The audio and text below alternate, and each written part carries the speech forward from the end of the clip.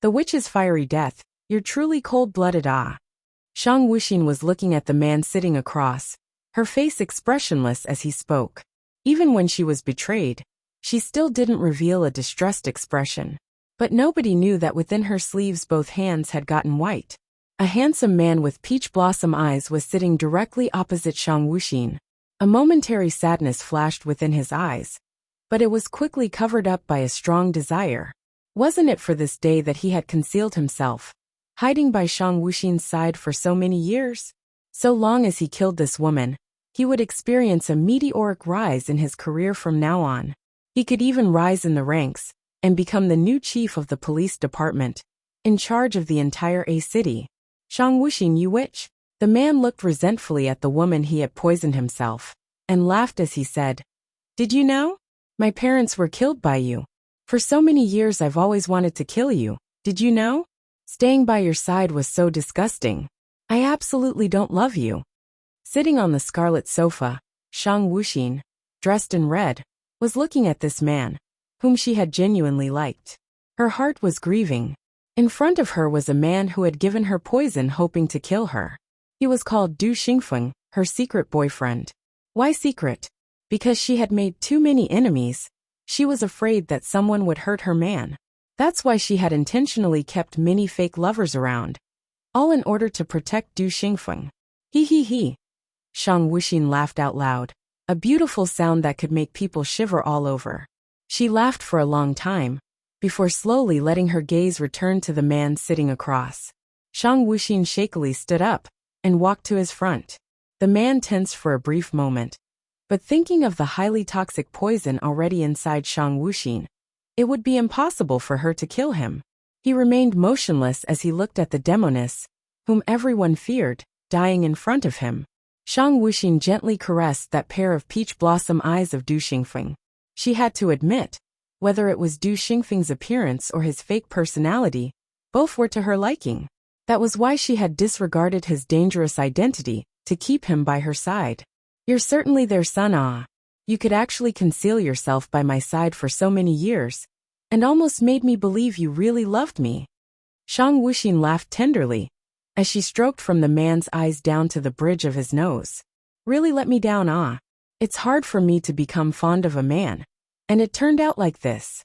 Regarding this man, it wasn't love at first sight for Shang Wuxin. She had only recently started to appreciate him. Her heart was still very guarded against him. But the two of them were attached to each other for 10 years, from 17 till 27 years old now. In the beginning, she had been extremely cautious of him, and had always pushed him away. But she had slowly relaxed afterward, not carrying a weapon around him, and no longer privately inspecting the food whenever she ate with him. But because of this trust, she had suffered such a significant blow now. You witch, you've had a strong guard around your heart from such a young age. How else would I be able to kill you? Du Xingfeng was looking at the woman, who had been stunning at 17, and still uncommonly beautiful at 27. Undeniably, his heart truly had been moved by Shang Wuxin. It was very hard for a man not to be tempted by such a woman. Not to mention how well she had treated him for so long. Too bad, they were born to be enemies. Whether it was his parents' enmity, or her criminal world versus his law-abiding identity, there shouldn't have been love between them. Shang Wuxin didn't seem the least bit saddened. Even with the highly toxic poison inside her, she still had an indifferent and serene expression. Her fingers slid down the bridge of his nose, arriving at his thin lips. Then she kissed him the same way she had always done.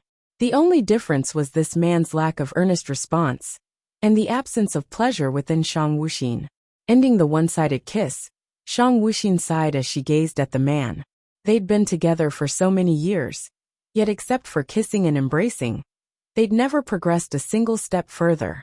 Previously, she had believed that he was considerate of her past trauma, but now, Shang Wuxin, did you know?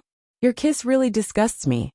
Du Xingfeng looked at the woman in front of him, and stated with a malicious smile. He had always showed a modest gentleman's appearance to Shang Wuxin, but now exposed his true colors and ambition. A woman who's been raped by her foster father as a child. Did you really think I liked kissing you? Du Xingfeng was watching the woman's steady expression, feeling depressed at heart.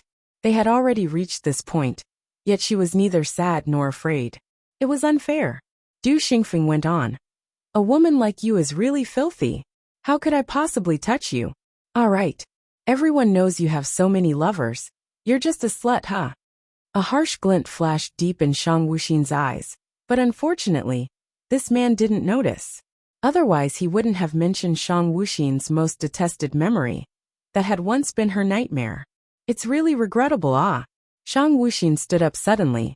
With her firm and graceful posture, it was as if there was no trace of poison inside her. She took a seat further away and laughed as she said, I'd meant to let you keep your life initially, but now, I don't care one bit for it any. Seeing Shang Wuxin like this, Du Xingfeng got a little scared. He was about to pull out the gun hidden in his clothes, but she didn't wait for him as she thrust a pin into his throat, cutting off his breath on the spot. Du Xingfeng's eyes were still wide open. Up until his death he couldn't have expected that Shang Wuxin was able to kill people like this. Moreover, he couldn't understand why she had no issues after drinking the poison.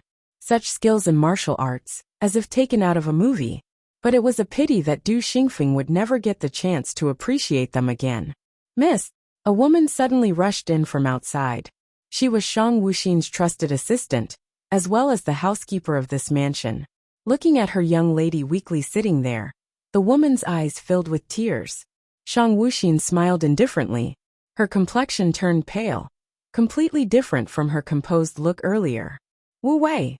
Shang Wuxin glanced at the woman and stated, Take him away, ba. Don't let him dirty my place. After I die, the Shang family will be given to you. I know you're not interested in it, but its influence isn't small. So even when I'm no longer around, you can still do whatever you want.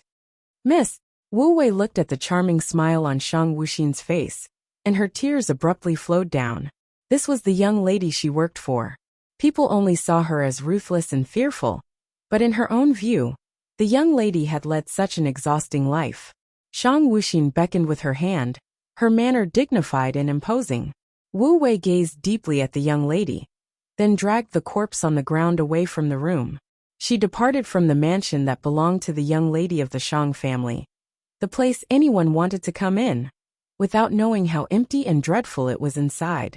But not long after Wu Wei had left the mansion, she noticed fire spreading within the building, its intensity fearful. Wu Wei stood there watching, tears streaming down her face. Then she dropped to her knees shouting out, Miss. Shang Wuxin was sitting in the room and looking at a photo on the table. The picture showed a little girl's simple-minded appearance. That was her when she was 5 years old.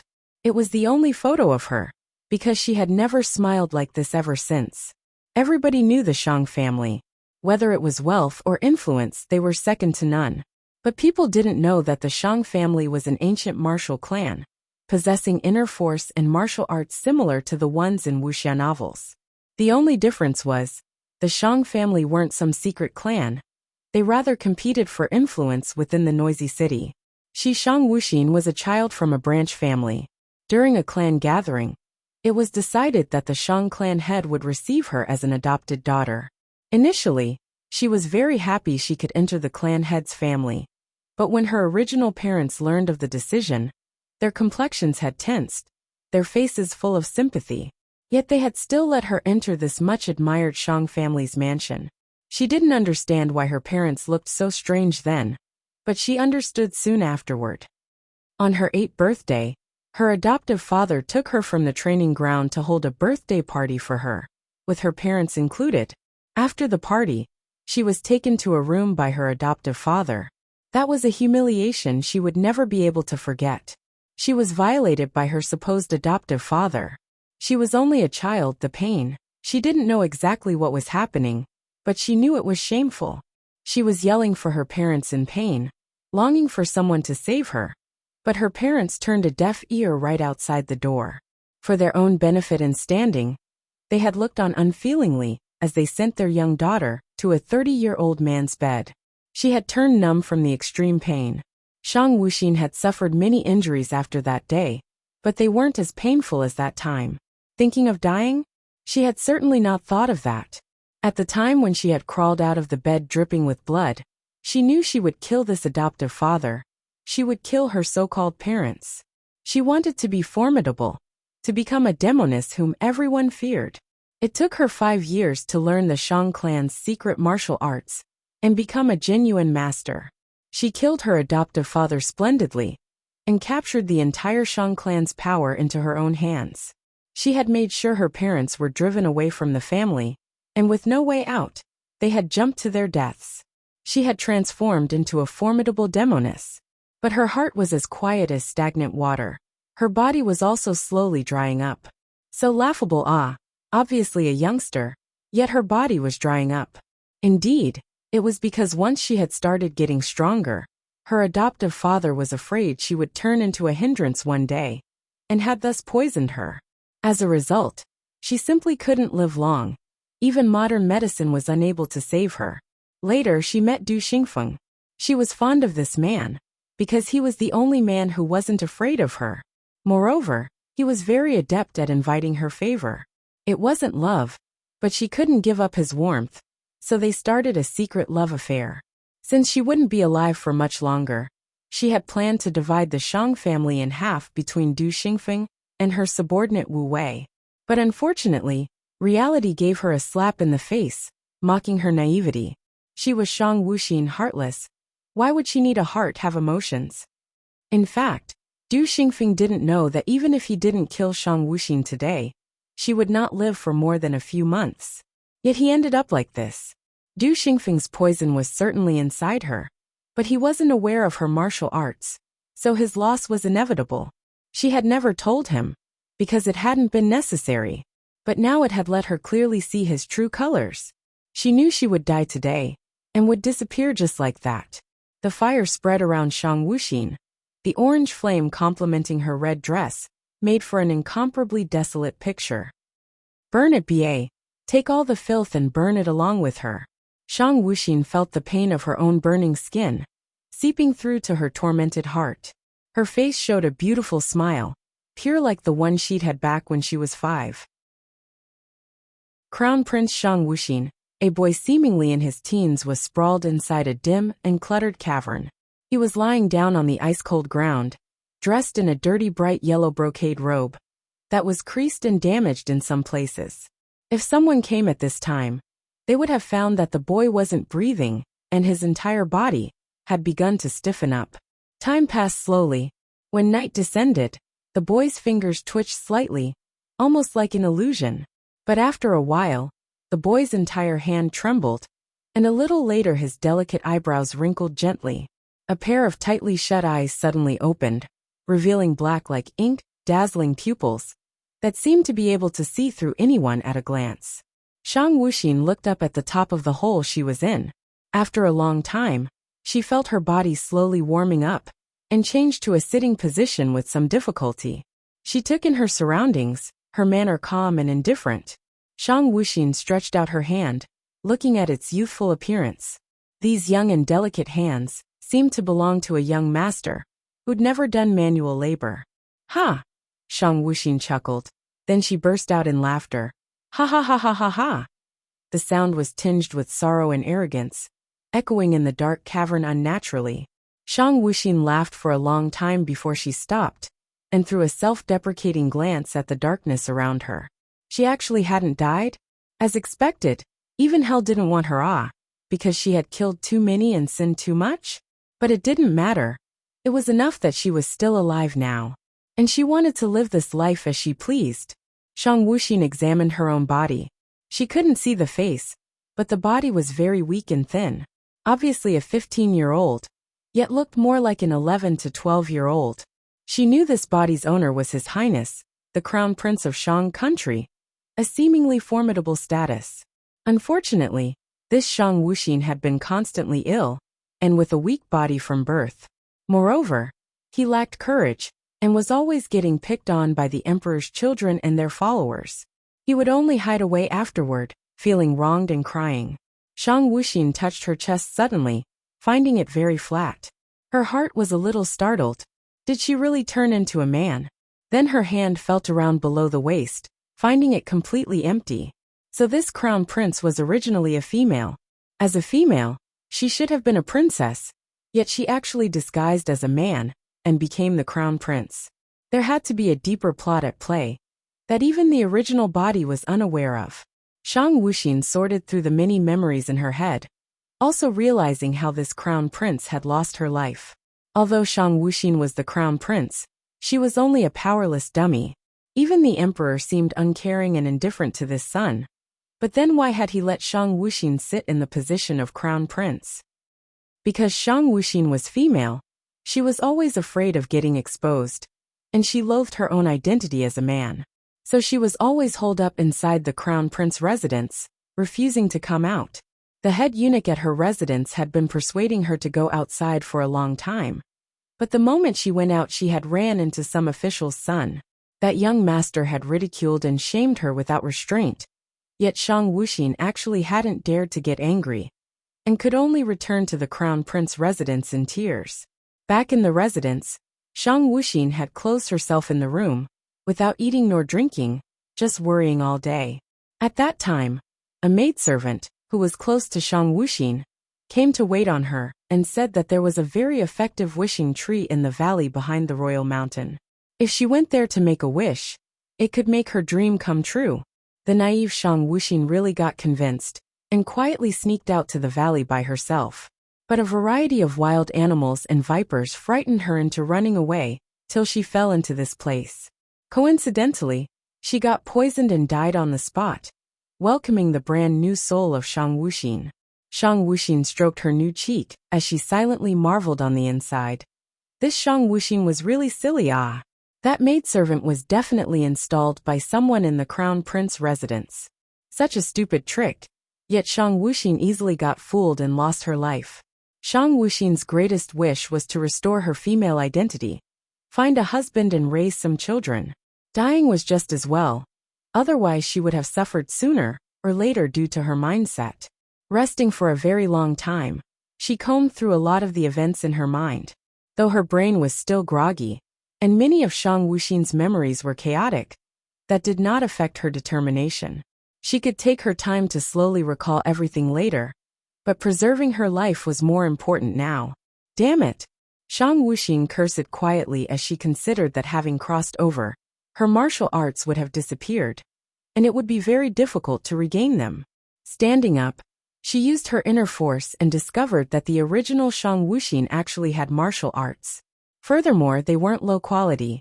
In spite of possessing such high-quality martial arts, she was still bullied like that, and could also only flee from wild animals. From the bottom of her heart, Shang Wuxin thought the original person was senseless. In this kind of world ruled by the law of the jungle, it would have been bad enough had she been born to an ordinary family. But not only was she a child in the royal family, she was the crown prince. With this kind of disposition, it was a miracle that she'd survived till now. Encounter at night within the dense foliage of the mountain woods.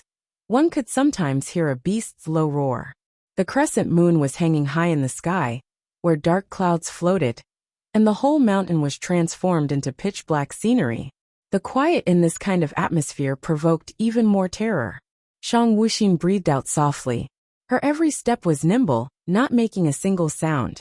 She had gone hungry for several days already, and more importantly, she had clearly detected that her body was poisoned and in poor health. If she met a wild animal at this moment, even if she didn't die, she would lose half her life. Even when her body was weak and she felt faint, Shang Wuxin's back was perfectly straight, head held high. Though she cut a sorry figure right now, she was still like the king of this forest. That pair of wild animal-like keen eyes were constantly on the alert, as she looked over the surroundings. If any situation arose, she was prepared to fight back. Even if she was currently no good, she would at least be able to skin an animal. Shang Wuxin's frosty eyes looked at a corpse-like motionless man lying down ahead. Since she still hadn't adapted to her body, even if the original's martial arts was very high, the night prevented her from clearly seeing the appearance of the man on the ground. But it didn't matter, because Shang Wuxin didn't plan to mind other people's business. In this life, she only wanted to be a heartless person. Shang Wuxin heartless. Whether it was the previous her, or the current her, she should stay true to her own name. Just as she was about to expressionlessly walk over this corpse, the corpse suddenly groaned. However, that didn't change Shang Wuxin's mind as she went on walking. She needed to return to the Crown Prince residence as soon as possible and take control of her own birthright. Shang Wuxin was well aware that no matter where or when, status and influence were essential. Even when she was reborn, she didn't intend to lead a dull, secluded life. As long as she grasped the authority in her hands, she could command her own fate and truly qualify to become an unrestrained Wuxin person. However, the corpse on the ground grabbed Shang Wuxin's bare foot, causing her whole body to emit a thick sense of hostility. Shang Wuxin's foot turned, directly giving a kick to the man, who had his eyes open. The kick was aimed for his solar plexus. If it landed, in addition to his severe injury, he basically wouldn't be able to survive. But that man was obviously not an ordinary person. If he was, how would he possibly find himself here? And with such a serious wound as well. As Shang Wuxin's kick approached his chest, he swiftly rolled away. Though it looked strained, Shang Wuxin could tell his martial arts weren't low, and his endurance was very strong. Still so alert when he had such a bad injury, moreover, being capable of such an accurate evasion. An obscure gleam flashed through Shang Wuxin's eyes. She brought her body to a squat unhurriedly. She wasn't slow on purpose, but her body had received so many injuries. Even squatting down was very difficult. The dark clouds parted, gradually revealing the crescent moon, spreading some light in the mountain woods. Shang Wuxin borrowed the moonlight to take a look at the person on the ground. Entering her sight was a man with demonic beauty. His long black hair was untied, scattered behind him on the ground littered with dry leaves. Yet it didn't appear dirty or messy. It was smoothly spread out like fine silk. Under the delicate feminine-looking brows was a pair of bewitching eyes that could steal a person's soul. Because they were on guard and were showing a killing intent, the outer corners were slightly raised up, increasing their allure even more. His pale red lips were gently pursed in a faint smile. But Shang Wuxin could sense the immense killing intent aimed at her right now. This evildoer's heart was certainly black. Skin fair like snow seemed to give off a silvery glow. But Shang Wuxin could smell the thick scent of blood on him. It was the unique scent of someone who had murdered too many, unable to wash off the stains.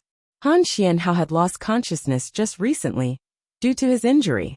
In a daze, he'd felt someone passing by, thus he'd instinctively wanted to grab the presented opportunity. But he'd unexpectedly sensed a dense aura of death, so he endured the pain gushing from his chest, and hastily dodged to the side. Even if he was severely hurt, he knew that if he hadn't dodged, he'd already be registering in hell. If he wasn't injured, how would he possibly be reduced to this state? He decided he would absolutely kill this person. Han Xianhao looked at the man slowly squatting down, his whole body brimming with killing intent. He highly loathed other people standing too close to him. Whether it was men or women, no one dared to get close to him, or else they'd be slain immediately. It was a first for him to be so helpless. When he noticed that person approaching while assessing him, Han Xianhao also started sizing him up. But he actually got a shock. It was the first time that Han Xianhao found a man even more refined and beautiful than himself. In a flash, his gaze locked onto the lethargic youth beside his body, who was fixedly sizing him up with narrowed eyes. His robe was tattered and the color was somewhat faded, yet it didn't damage the youth's imposing manner even a bit. It made him appear especially dazzling instead, like a brilliant natural pearl, with a splendid noble air, unrestrained to the greatest extent. But it wasn't the man's appearance that surprised him, it was his eyes. The black eyes of the man squatting by his side shone, as if the stars from the night sky had fallen in. So deep and detached, one couldn't see the bottom. The pupils were bright and clear, looking a little indifferent. It seemed as if no one within his sight could enter his eyes. At this moment, Han Xianhao suddenly wished he could appear in that pair of eyes. The next moment, Han Xianhao wondered whether he was insane. Why would he have such thoughts? He was an extremely selfish person. When had he ever felt like this for someone else? Han Xianhao nipped the preposterous thoughts from just now in the bud. But once the peaceful without a ripple ocean in his heart had been disturbed by the wind, how would it not have a mark left behind? Want to live? Shang Wuxin looked at this more beautiful than a woman male. She had seen many handsome men and beautiful women in her life, but seeing such a person, whose sex couldn't be easily distinguished, was a first for her. Shang Wuxin didn't know what her own appearance was like, but she believed that if this man was a woman, he'd be known as a first under heaven beauty. But once Shang Wuxin returned to the Crown Prince residence and saw her own face, she would drop this notion. Han Xianhao looked at the crouching man. The man's expression lacked the slightest emotion, as if he was observing something dead. Han Xianhao couldn't deny, if he provoked this odd man's anger, he would definitely get killed. Normally, he would be fearless, but not now. He simply wouldn't be able to evade the next killing strike. I must live, Han Xianhao stated as he watched the man by his side. The pain made him slightly crease his brows, but he couldn't let it show, since that man's disposition was too strange. He still didn't know whether he was an enemy or a friend. Shang Wuxin's lips slightly curved. It was obviously meant to be a smile, yet it didn't seem one bit like a smile. She observed the man on the ground appreciatively. He had skill, willpower, and the ability to read the mood. She was aware that if she wanted to hold on to the Crown Prince position, she needed to have useful people at hand.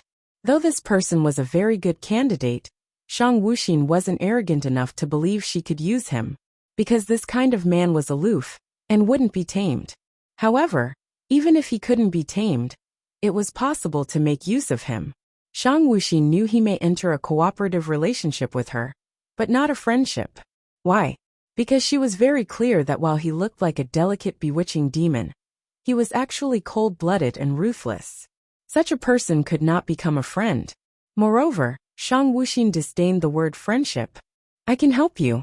Shang Wuxin roughly examined the man's wound, finding out that he hadn't only received this extremely serious internal injury, but there were also bruises of all sizes on his body, with some of them affecting the muscles and bones.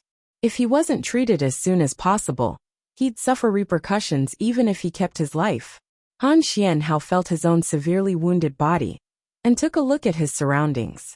Then he once again glanced at the seemingly waiting for an answer youth, but it was obvious the youth basically didn't care what his answer was. While he had clearly said he could help him, it seemed just as likely he could kill him at any time. Conditions? What do you want me to pay? Han Xianhao asked, smiling as he looked at the youth. The smile made Han Xianhao's face even more enticing.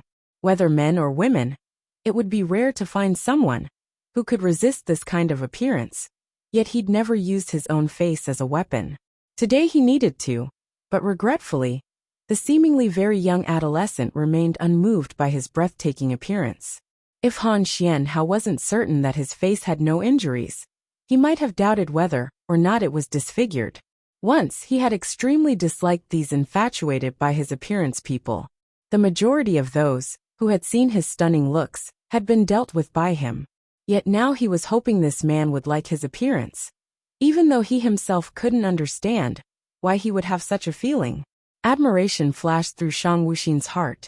That man was indeed very clever. There was no free lunch under heaven. The man obviously understood this principle very well. TSK, it was a real pity. If such a person became her subordinate, he could definitely become her right-hand man. But this much was also good enough. If I have a need in the future, you do 3 things for me. Shang Wuxin said indifferently, but killing intent rose deep within her eyes. If he refused or made a fake promise, she would immediately end his life. Han Xianhao saw the man's eyes. He had to decline. Due to his own former temperament, he had to decline, since he couldn't allow anyone to threaten him or hold his favors hostage. But this time he didn't refuse. He sensed that if he did, he would not only throw away his life, but also lose out on something. Within the extent of my abilities, within the scope of what I find acceptable, Han Xianhao spoke in his lofty, cold manner. Good. Shang Wuxin's eyes sparkled with a strange light. Chapter 5. Treatment in the cave view. Han Xianhao fumed with rage as he watched the back of the youngster walking in front of him. This was the angriest he'd been in a long time. Even when he got injured due to someone's schemes, he still wasn't indignant. Yet now he was truly pissed. After he made a deal with the youngster in front of him, Han Xianhao had lost consciousness again. As a killer, he shouldn't have even made such a deal, let alone lose his consciousness in someone else's presence. But who knew why? He felt that although this youth was very cold and detached, he wasn't someone who would betray others. A ridiculous notion, wasn't it? However, he woke in pain due to being harshly dragged by the youngster. The sand and pebbles on the ground endlessly scraped against his back, breaking the skin. He thought of the boy's promise to help and treat him. He had also believed he would support him on his back on the way there. But he'd never expected to be treated like an unimportant object to be dragged. What irked him even more was the boy was dragging him by the foot, going so far as tearing a piece of his own clothing to wrap around his hand. As if Han Xianhao was some kind of virus. Han Xianhao was always the one to shun others. When was it that others had ever shunned him? The discomfort of the person being dragged fell onto deaf ears.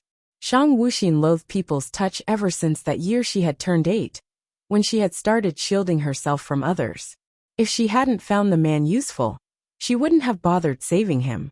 Shang Wuxin dragged Han Xianhao into the cave she had recently left.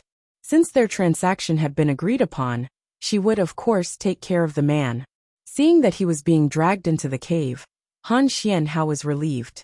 He felt that if she continued to drag him like this, he wouldn't be afraid of becoming seriously injured, but dead. And although the cave was desolate, it would be able to provide protection against the wind and rain. He didn't believe he would keep his life if he fell ill on top of his current situation. Thump! Shang Wuxin abruptly let go of Han Xianhao. He had mentally prepared himself, but it was difficult to even move with such an injury. On top of that, he was being thrown around in this condition. It was enough to make him want to spit out blood. Han Xianhao smiled coldly, his eyes emitting menace as he watched ominously while the boy was preparing to light a fire. But looking at that busy youth, even with his undoubtedly ice-cold appearance, Han Xianhao felt warm at heart. Han Xianhao thought it was probably because of his heavy injuries that his mind wasn't all there. Or else why would he carry so many thoughts and emotions tonight? After Shang Wuxin made a fire, she finally stepped beside Han Xianhao's body and carefully examined his condition. Internal injuries were harder to treat compared to external ones. When the man was unconscious earlier, she had used her internal force. Although she couldn't fully utilize it yet, it was helpful to a point. Shang Wuxin sat behind Han Xianhao, causing his body to stiffen up, as having someone behind him in such a condition was a very dangerous thing to a killer. He tried to relax himself, since he'd already guessed what the boy wanted to do. When he first saw the youth, Han Xianhao was surprised by his looks and temperament, but he didn't think he knew any martial arts. Moreover, the boy himself was definitely in a difficult situation as well. Could it be that he also had people scheming to kill him? Forget it, it wasn't related to him, so why think about it? Shang Wuxin placed both her hands on Han Xianhao's back. Even if she highly disliked this kind of physical contact, now that she had newly arrived in a different world with no capital, she couldn't be picky. Shang Wuxin's hands started to slowly feed the inner force's pure essence into the man's torso, repairing his chest. This method was merely a temporary solution. In the future he would still need to take medication, but for now it would preserve his life. When the sky gradually brightened, welcoming an early morning, Shang Wuxin withdrew her hands. It wouldn't have taken so long originally, but Shang Wuxin herself had also received a heavy injury. In addition, she hadn't started practicing her previous life's martial arts, but given enough time, her martial arts would surely improve by several measures. Shang Wuxin was aware of her current need to quickly grow stronger. And in the end, that man's inner force was powerful. Han Xianhao sensed that his condition seemed to have improved, also realizing that the young man had helped him. But since it wasn't done in good intentions, and only for their mutual benefit, Han Xianhao felt a little upset. Shang Wuxin left the cave without a word. Han Xianhao opened up his mouth to say something but then stopped. He wasn't in a position to ask any questions. At this point, he was actually wishing for this boy to leave his side as soon as possible, because when he faced this young man, he felt a bit strange. Han Xianhao lied on the ground. The fire was still burning nearby. His external wounds seemed to have gotten worse. Although he was used to being in pain, He'd rarely gotten injured ever since he grew up. Han Xianhao was slowly recovering as he lied on the cold ground. He didn't feel the boy's presence anywhere near. He also needed to go back soon and demand a revenge. However, the youngster had departed without even knowing who he was. Wasn't that boy afraid he would break his promise? While Han Xianhao was ruminating, the sound of footsteps came from the cave's entrance, soft but orderly. Han Xianhao quickly sat up. Although his weapon was already lost, he picked up a wooden stick from nearby. He sat there vigilantly watching the entrance. The one who appeared in Han Xianhao's eyes was that same boy. Although he was obviously too thin, the way he walked was very steady. The sunlight shined from behind the young man, giving him a bright halo. At that moment, Han Xianhao felt it was one of the most beautiful scenes he had ever seen. Han Xianhao's change you? As he saw the young man walking back into the cave, Han Xianhao secretly felt happy. Why did you come back? Han Xianhao pretended to be indifferent, seemingly regaining his graceful bearings. But he had already changed somewhat. Shang Wuxin did not answer, but instead just placed some herbs in front of Han Xianhao. Han Xianhao looked surprised at the herbs meant for treating his injury, then at this youngster who appeared so frail, yet noble. He even knew about medicine. At this moment, Han Xianhao felt a little curious about the youth's identity. And it was often the case that curiosity led to a deeper emotion. Han Xianhao also didn't count on this cold and strange young man to apply the medicine on him. Once upon a time, he used to dislike being touched. But now when he thought of the youngster applying the medicine for him, an inexplicable feeling sprouted within his chest. He ground the herbs into a thick paste and spread it over his wounds. The wound on his back wasn't that serious, and it was hard for him to reach anyway. As soon as he got out of there, he could take some medicine of his own. He didn't expect the young man to kindly assist him. After he finished, Han Xianhao looked at the young man sitting by the fire. Even the flames illuminating the boy's face couldn't drive away his cold and gloomy aura. What further shocked Han Xianhao were the boy's still bleeding wounds. Why did he gather the herbs, but not use them on himself? This young man seemed so smart, yet he was being foolish. Han Xianhao glanced at the leftover herbal paste. He decided to temporarily drop his uncaring disposition. There is more medicine. You can use it. Han Xianhao said to the young man who was sitting motionless. He wasn't aware of his own worried expression or the stiff smile on his face. Shang Wuxin slowly glanced his way, but did not make a move to fetch the medicine. She didn't care about her wounds. More importantly, she needed that pain to feel alive. The pain made sweat trickle down her face, giving her a morbid satisfaction. Yes, she was still alive. That had to be the biggest joke of all. Shang Wuxin's wounds were not threatening. They were the results of the original owner running from fear and falling. But they looked worse because of the blood dripping on her yellow brocade robe. Han Xianhao didn't know what to do with this boy who seemed unable to feel pain. Picking up the herbal paste, he was about to slowly walk over to the boy's side. As for why he moved so slowly, it was due to his internal injuries still in the process of healing, which made moving around challenging. He needed time to heal. However, before Han Xianhao could approach him, the boy promptly got up and took a seat further away from him, not even glancing at Han Xianhao. There was only contempt and disregard, as if nothing and no one in the world could enter his eyes. Your wounds? Han Xianhao could admit that he was meddling. He had finally found someone who provoked his interest and made him wish to become acquainted. This young man was no more than a child, and Han Xianhao was older than him. Thus he ought to take care of this younger brother. However, before Han Xianhao could finish his sentence, the young man inquired in a chilly voice. What is your name? Where are you from? Shang Wuxin asked not because she was bored, but since they had entered a temporary partnership, she needed to know who this man was, so she could find him in the future to keep his end of the deal. She wasn't concerned with anything else. Han Xianhao, he murmured, his voice possessing the same bewitching quality as its owner. An assassin from Hanxing House. He spoke the truth, but he didn't mention that Hanxing House belonged to him, and that he was the lord presiding over it. It was not because he didn't trust the young man, but because he could see that the boy simply didn't care. Shang Wuxin didn't remember much, and her memories were fragmented. There was a vague awareness that Hanxing House was a formidable organization, but this wasn't the time to dwell on such things. Based on Hanxian House high martial arts, this Hanxing House wasn't to be underestimated. "You're fine now," Shang Wuxin stated. She had waited in the cave this long, just to make sure the guy would survive. It would be too ridiculous if she saved his life, only to have him die in some wild animal's mouth due to her leaving too soon. She didn't like doing business at a loss. Han Xianhao looked at the young man who was about to leave, realizing that their contract had officially started because he'd lived. There was no reason for him to linger behind either. "Who are you? How can I find you?" Han Xianhao blurted out without thinking. He felt like giving himself a slap. Why was he behaving so unusual today? As if he couldn't wait to be of service.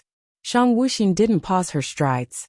Her steps were gentle, as if she were treading on clouds. She looked like a graceful fairy, who was ready to fly away at any given moment. Her voice was crisp and clear like a pearl dropping onto a jade plate. "You don't need to know who I am. If I require your services, I'll find you and ask for the 3 requests you owe me." The loyal servant chief Hai Shang Wuxin left the cave without hurry. She slowly made her way through the mountain forest, where she detected numerous shadow guards rushing over stealthily, but there was no trace of killing intent. When she realized that, she calmed down. They weren't enemies. Shang Wuxin instantly drew her conclusion. After they discovered Shang Wuxin, the shadow guards swiftly retreated, leaving only a few behind to watch over her. They were most likely there to protect Shang Wuxin. Her lips formed a faint smirk. It seemed as if this crown prince's identity was more interesting than she'd thought. Just who was it that was willing to protect this incompetent crown prince? Shang Wuxin didn't show any reaction regarding the shadow guards who were secretly following her. As if she were unaware of their presence, she kept on walking leisurely. She quickly searched her memories for the location of the crown prince's residence, and filtered through the various people who served at the residence. The shadow guards were taken aback when they looked at the crown prince. Everyone always spoke of the crown prince's incompetence and cowardice. But even when he was wandering around this dense forest, and even with his cheery gait, the shadow guards could sense the imposing aura surrounding the crown prince's body. His figure was obviously tiny, but he gave the impression of someone who looked down on the world from a lofty position. Could such a person really be incompetent? Once Shang Wuxin was out of the forest, she quickly broke away from the shadow guards trailing behind her. The several shadow guards tracing her were in for a shock when they found that the crown prince had vanished into thin air. Just how had he left their line of sight? Each one of them excelled in the martial arts, yet the crown prince was able to quietly escape right beneath their very eyes. Cold sweat soaked their backs. Apparently, the crown prince had discovered them just now. Looking at the dispersing shadow guards, Shang Wuxin slightly smiled to herself. Even if these people weren't malicious, she was still apprehensive. Furthermore, she didn't wish to go back to the crown prince's residence with this disheveled appearance. Therefore, she used her qinggong to quietly slip into the residence and enter the crown prince's bedroom. Since she was a woman dressed up as a man, no one was allowed to enter the crown prince's bedroom. Even when it came to cleaning up the room, the crown prince Shang Wuxin did it herself. That's why there was no one around when Shang Wuxin sneaked inside. The crown prince's bedroom simply didn't resemble what a crown prince's bedroom should be. A hanging screen with a floral design of bees and butterflies. Wide and purple muslin canopy floated softly above a large bed. A delicate and elegant desk. A red carpet embroidered with blossoms covering the floor. Some pendants personally crafted by the original Shang Wuxin were also hanging by the windows. Even if the original owner had been disguised as man, it could be plainly seen that she was girlish down to her bones. The room itself was this nonsensical. Shang Wuxin was dissatisfied with it at just a mere glance. She slowly walked over to the wardrobe and opened it to see it fully packed with robes, most of them yellow with some purple and blue robes randomly mixed in between. After slightly shaking her head, Shang Wuxin fished out a black robe and went to the inner bathroom to wash up. There were only a few robes similar to the black brocade robe within her wardrobe. Moreover, It looked like the original owner hadn't ever worn it, or else Shang Wuxin wouldn't have put it on. Throwing off the tattered yellow robes and slipping out of her undergarments, Shang Wuxin assessed her newly attained body. She was normally apathetic, yet even she had to sigh in admiration. This body's skin was smooth and soft. Previously, she had seen many beauties, but compared to this body's fair and beautiful skin, they weren't even worth mentioning. She couldn't even see the pores. If the former Shang Wuxin had lived her life as a woman, perhaps she would have turned out as an enchantress who was able to bring countries to their downfalls. What a pity that such a calamitous beauty never got a happy ending. After cleaning then drying herself, Shang Wuxin walked over to the mirror besides the bath, wishing to take a look at her own appearance. She was shocked speechless, her face was downright gorgeous. Right. Only this kind of face deserved to be attached to such a flawless body. Even if she didn't care about looks, she had to say, this body was a true evildoer. Simply too stunning. What Shang Wuxin didn't know was that while the former owner had this beauty, she was unfortunately very cowardly and bland. So people easily overlooked her. But now that the residing soul had changed, the beauty could now be displayed to its full extent. The soul and the body were compatible, making her shine so brightly it was difficult to look straight at her. Though Shang Wuxin was stunned after having seen her own face, she didn't dwell on it. She looked at her somewhat flat chest.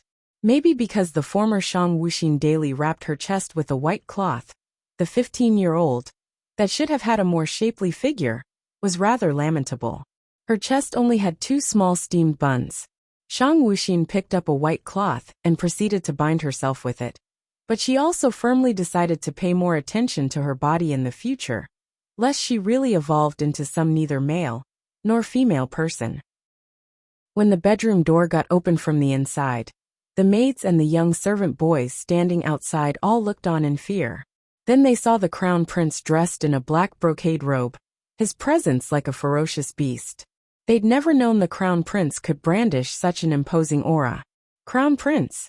The servants immediately fell down to their knees. Many of them were in a panic. The crown prince had definitely gone missing after he went to the forest behind the imperial tomb. Even His Majesty knew of this, yet His Majesty hadn't shown any interest. But how could the crown prince appear from inside his bedroom now? Because they believed he was dead. Many of the servants had sought to switch to the other princes. Would the crown prince find out? No, he wouldn't find out as he was too dull. Shang Wuxin stood on top of the stairs, looking at the dozen maids and servant boys kneeling on the ground. Did the previous owner really have so few people? Anyway, they were all people serving outsiders' interests. Looking at them, Shang Wuxin's eyes flashed with intent. Crown Prince. A 40 to 50-year-old palace eunuch suddenly rushed in, calling out in a shrill voice when he saw Shang Wuxin. The ear-piercing voice wasn't to her liking, but she could hear the butler's genuine concern within it. This butler had looked after the crown prince from childhood, and he was the only one within the residence who knew the crown prince was a female. Moreover, he was one of the few who dearly cherished the crown prince. The palace eunuch was called Hai Qing. He was formerly the head eunuch serving beside the crown prince's birth mother, Empress Qiu. Because of his loyalty and devotion, he had gained Empress Qiu's favor, and after her death, he was tasked with taking care of the crown prince's daily life. He looked after the crown prince like he would his own child. After the crown prince established a residence, Hai Qing followed him to serve in his household, becoming the residence's butler. Everyone called him Chief Hai. Crown Prince Ah. Eunuch Hai came to Shang Wuxin's side intending to check for injuries, but she blocked him. She didn't like others touching her, even if this palace eunuch had no evil intentions. Besides, she wasn't the former Shang Wuxin. Eunuch Hai didn't think much of the crown prince's rejection. Seeing the crown prince safe and sound, his heart finally felt at ease, but his mouth still nagged endlessly. Crown prince, don't act willfully from now on. If something happens to you, how can old me keep living ah? When I die, how will I explain myself to the empress ah? This royal one is fine. You also don't need to die. Shang Wuxin said to Chief Hai. Although this Chief Hai looked a little insane, it was most likely due to his service that the crown prince was able to survive for so many years. Shang Wuxin truly appreciated these kinds of loyal and capable people. Chief Hai choked on his words. The crown prince was acting different. Leaving aside his imposing manner, even his appearance was more dazzling. He always knew the crown prince was very beautiful, but the transformation was almost like a rebirth, too shocking. But regardless what the crown prince was like, he was his master. He had vowed his loyalty to him. Where is Xiang'er? Shang Wuxin asked while looking at the kneeling servants. Unfortunately, no one replied. Xiang'er was the crown prince's personal maid, but she always acted rampant within the residence. As far as the servants were concerned, Xiang'er was much more fearsome than the crown prince. After all, the crown prince was stuck sick in bed day in and day out. They basically had nothing to fear. They had also never seen him punish anyone. Good, excellent. Hearing the silence before her, Shang Wuxin didn't get angry and smiled instead. Apparently, the crown prince was just a good-for-nothing waste in their eyes. Why else would they ignore her words? Shameless. Chief Hai kicked a nearby servant boy and glowered at everyone. Didn't you hear the crown prince speak? You're tired of living. Even if his voice was shrill, his status was above the other servants, and his oppressive aura wasn't at all easy to deal with. Moreover, everyone within the residence was afraid of Chief Hai. His manner in front of the crown prince might have been like a dog, but behind the scenes, Chief Hai was merciless toward the people who disobeyed the crown prince. However, Xiang'er was a favored maid, and the crown prince would definitely not be able to bear scolding her. The servant boy, who was kicked earlier, immediately ran out to find Xiang'er. Looking at the crown prince who was acting different from usual, Chief Hai wondered what he intended to do. Normally, Xiang'er used the crown prince's kindness to run rampant and harass others within the residence. Previously, he had wanted to deal with her in private, but that would have saddened the crown prince. Since then, he turned a blind eye when it came to Xiang'er. But why was the crown prince looking for her today? Hopefully it wasn't in order to comfort Xiang'er. The crown prince was too kind-hearted and couldn't understand that Xiang'er didn't know her place. After waiting for a long time, the servant boy brought Xiang'er back to the courtyard right outside the sleeping quarters. Looking at the crown prince standing there, Xiang'er felt shocked at heart. Was this really the crown prince? It was obviously the same face, yet why did it feel different? Previously, though the crown prince's position was noble, she still looked down on him. He was easily deceived by her time and time again. But now, though the crown prince was simply standing over there, and not even looking her way, Xiang'er felt her heart shiver. Shang Wuxin looked down at Xiang'er, who was also the main culprit behind the previous owner's untimely death. Her appearance wasn't particularly pretty, but she had, to an extent, some elegance. More importantly, while the crown prince was missing, this maid who served in his residence was actually dressed up lavishly. She had placed an expensive pearl hairpin on her head, and was adorned in a fine pink dress that seemed out of place. The maids in the crown prince's residence were supposed to wear clothes suitable for maids, yet she was dressed so differently. Seeing her pair of misty eyes, Shang Wuxin could tell at a glance that she had been with a man just recently. Very good, truly very good. Xiang'er, do you know what you did wrong? Shang Wuxin asked while looking at the clouds in the sky. Her voice was dignified, yet indifferent. Xiang'er straightened her waist and spoke, feigning calmness. I'm not sure what the crown prince means. I haven't done anything. I was sick with worry when I found out the crown prince had met with mishap, daily hoping for the crown prince's safe return. Sure enough, the heavens noticed my sincerity, and the crown prince returned safe and sound. Xiang'er wailed, but her eyes didn't even have fake tears. It was hard to believe that the former crown prince wasn't ever able to see through her act. Slap her mouth. Shang Wuxin ordered coldly. Everyone thought they'd misheard. The crown prince was actually able to heartlessly order his favored maid to be punished. No one dared to move. The one who got his composure back first was Chief Hai. Now he concluded that the crown prince really had changed, but this kind of change was a good thing. Now he would be able to clearly see the true faces of these crude people. Slap. Chief Hai immediately stepped forward and slapped Xiang'er in the face. He might have been a palace eunuch, but he knew martial arts. Some of the former crown prince's martial arts had been personally taught by him. Unfortunately, while the original's martial arts was outstanding, she wasn't able to utilize it. You, Xiang'er stuttered, pointing at Chief Hai indignantly. She had always been a little afraid of him, but because the Crown Prince had always protected her, Chief Hai had always left her alone. Ever since she had started serving the Crown Prince, she hadn't been hit by anyone. Keep slapping. Shang Wuxin was still observing the clouds in the sky, but her voice was even colder than before.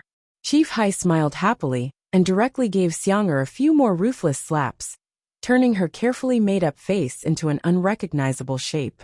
She wouldn't even be able to speak clearly. What was more terrible, Chief Hai had knocked out several of her teeth. It could be easily inferred just how much strength he had used.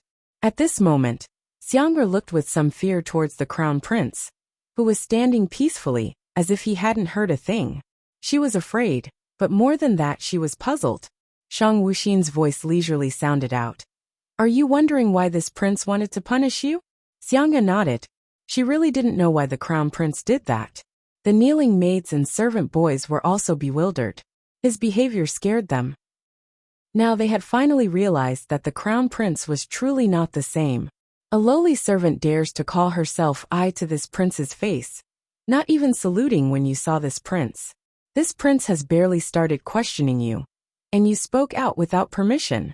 You tell me, should you, or should you not get slapped? Shang Wuxin's voice was pleasant, neither angry nor happy. It seemed that in his eyes, Xiang'er wasn't worthy of his emotions. Xiang'er definitely didn't expect this explanation. She had stayed by the Crown Prince's side for several years already, starting out secretly and ending up openly rampant. She'd gradually forgotten her own servant's identity. But the Crown Prince had been indulging her first, so why did he treat her like this in the end? Xiang'er, do you know what you did wrong? Shang Wuxin lowered her head to look at the kneeling Xiang'er with a disinterested expression. Xiang'er was speechless, but she nodded desperately. She now knew that the Crown Prince shouldn't be provoked, so she didn't dare irritate him. How obedient! Shang Wuxin chuckled. That smile made her peerless face even more dazzling, causing the maids, who were peeking secretly, to blush. The Crown Prince was too beautiful. Since you already know what you did wrong, you will accept the punishment. You come over here. Shang Wuxin pointed at one of the kneeling maids. That maid was wearing a very common servant dress. She had a long scar on her face, but her expression was composed. More importantly, the maid resembled her former subordinate Wu Wei very much. Even her dignified manner was similar. Though she was only an ordinary maid, Shang Wuxin was sure that under the right circumstances, she could turn into a princess-like existence. The woman walked toward Shang Wuxin, then knelt down before her. Her voice was cold, but not impolite. It seemed it was naturally like that. This servant greets the Crown Prince. Shang Wuxin looked at her with satisfaction, then stated, You'll be called Wu Wei from now on. You'll attend to this prince. Are you willing? The woman looked up in disbelief, but she found the Crown Prince's eyes were bright and clear. He had a commanding presence resembling a phoenix, compelling people to revere him. His eyes didn't hold any contempt toward her appearance, but a sort of respect. She felt she could spend her life following this young man. This servant is willing. Thank you, Crown Prince, for granting a name. Wu Wei respectfully kowtowed. This Crown Prince was a hidden dragon that would soar in the skies one day. He had granted her a name and asked for her opinion. Since she pledged her loyalty, she would no longer just be some disfigured person among the common folk. She would be the Crown Prince's personal maid, Wu Wei. Shang Wuxin nodded her head appreciatively, then surveyed the kneeling servants again as she said, Each of you will slap Xiang'er. You're not allowed to stop until she stops breathing. If this prince finds out anyone is being lenient, there won't be a need for you to keep living. As soon as she was done speaking, Shang Wuxin entered her sleeping quarters, while Chief Hai looked at everyone with a smile. The Crown Prince had finally seen the true colors of these deceptive people. If the late Empress knew about it, she would have definitely been gratified. Though Xiang'er wanted to flee, she was blocked by Chief Hai. Since he was around, no one dared to rebel.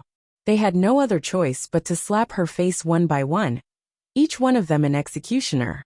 Xiang'er finally ceased breathing, but a dreadful shadow had been cast over their hearts. Crown Prince, are you awake? Wu Wei asked quietly as she stood outside the bedroom. She knew that while the Crown Prince was resting, he absolutely could not be disturbed. In addition, over the past several days, Wu Wei had discovered one of the Crown Prince's secrets. He had a hard time getting out of bed in the morning. Due to the other day's display of intimidation, things were quiet in the residence. But hidden underneath the calm, it wasn't at all peaceful. Currently, there wasn't a single person within the residence who dared to belittle the Crown Prince. Many people actually became fearful of him. But after serving him for the past few days, Wu Wei's loyalty never wavered. If anything, she felt even more strongly that he was immeasurably profound. The Crown Prince's lethargic voice emerged from inside the bedroom. The voice made people unconsciously admire it. Wu Wei entered without any further ceremonies. The Crown Prince didn't like people serving him closely, so she would only tidy up the sleeping quarters. Oftentimes he would do it himself. It made Wu Wei feel warm at heart, especially since his position was so respectable. Shang Wuxin had already washed and dressed, and was watching Wu Wei come in, looking in her eyes. It was just a simple gaze, but it made Wu Wei a bit nervous.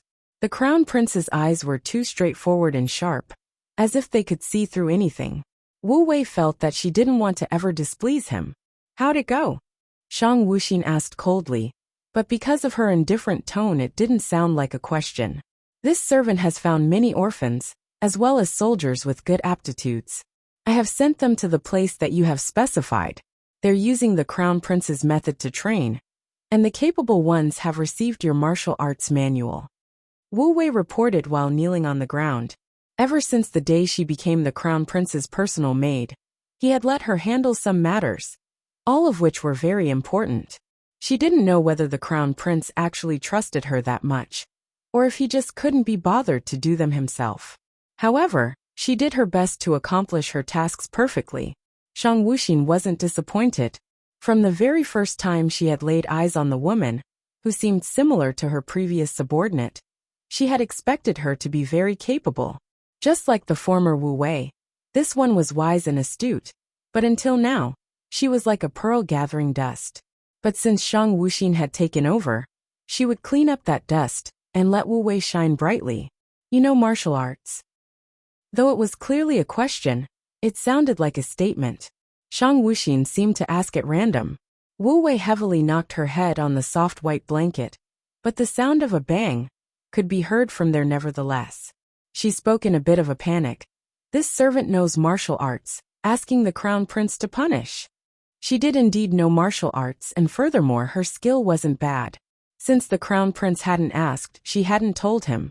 Because the Crown Prince was usually so aloof, she felt that if she said it first, she would only end up bothering him.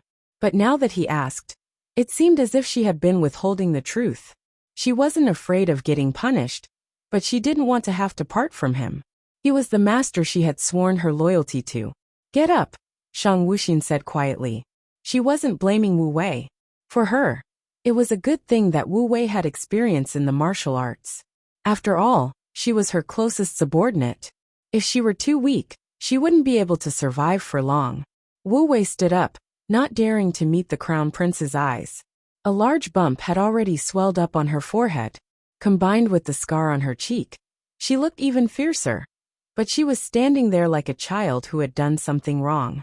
Looking at her, Shang Wuxin found the sight rather comical. Catch! Shang Wuxin threw her a rare martial arts manual she had personally written down. She was the former master of the Shang family, which had kept numerous rare books on martial arts handed down through the ages. It could be said that her mind was currently filled with rare martial arts that didn't even exist in this particular world. She also knew that Wu Wei hadn't peeked into the manual she had given her a few days ago, and had faithfully delivered it to the recruited servants. She was certain that Wu Wei could be trusted. Wu Wei caught the book at once, respectfully holding it with both hands. The scent of ink was still present on the book. She saw the bold handwriting inside. It was a masterful, flashy handwriting, yet the Crown Prince himself was as tranquil as water. No, perhaps even water wasn't as tranquil as the Crown Prince. Crown Prince? Wu Wei was awestruck when she looked inside the martial arts manual. Even at a glance, she could tell it was extremely powerful and valuable. Why would the Crown Prince give such a book to her? Find the time to properly practice, you're too weak. Shang Wuxin stated the facts. Estimating that the manual might be too difficult for Wu Wei, she added, if you can't understand anything, go and ask Chief Hai. This prince hopes to see some changes in you within 3 months. Yes. Wu Wei nodded, then went about tidying up the Crown Prince's bedroom, without a word while Shang Wuxin was sitting by the window and staring at the clouds in the sky. Wu Wei had noticed that the Crown Prince was normally quiet. So quiet it was scary. Sometimes he didn't even resemble a living person. Finished cleaning, Wu Wei lingered around wordlessly. She was well aware she had to leave to practice her martial arts as soon as possible. But looking at the Crown Prince sitting there by himself, she didn't know why she couldn't bear to take a single step. Even if she was just a servant, she still wished to keep him company. Her master was just too desolate. Crown Prince! Chief Hai's voice reached them from outside. Shang Wuxin focused her eyes. Wu Wei knew what she had to do, saying towards the closed door, the Crown Prince is awake. Chief Hai, please enter. Though she hadn't served the Crown Prince for long, she was very perceptive. During the past few days, she got to understand his disposition. She took care of the trivial tasks. Even though she was intelligent, she wasn't pretentious. Chief Hai entered the bedroom wearing his usual gray robe. For decades, he hadn't once changed to a different style. No one except for Chief Hai had been allowed to enter the Crown Prince's bedroom before. There were even spies sent by some factions to search the Crown Prince's sleeping quarters. But they hadn't been able to find out anything useful. If they had to say anything, it would be that the Crown Prince's bedroom was somewhat nondescript. Over time, people lost their curiosity. Recently, one maid named Wu Wei had been allowed to enter his sleeping quarters, so everyone in the residence was fawning over her trying to gain her favor. But Wu Wei was unresponsive. She only waited upon the Crown Prince and took care of the tasks she was given. As he entered, Chief Hai noticed the Crown Prince sitting by the window. If he wasn't uncommonly familiar with the Crown Prince, he would have thought that was a different person entirely. He didn't know what happened to him in the mountain forest that day, but he was certain it had been something major, enough to make the Crown Prince change completely. But to him, that kind of change was a very good thing. What is it? Shang Wuxin asked impatiently. Chief Hai organized his thoughts. The Crown Prince was no longer that little girl who would run and hide in her bedroom to cry, nor was she the little kid who used to complain to him. The current Crown Prince was already a proper prince. What Chief Hai had to do was to simply take care of the Crown Prince's residence well. Crown Prince, the Emperor has summoned you, Chief Hai said with a lowered head.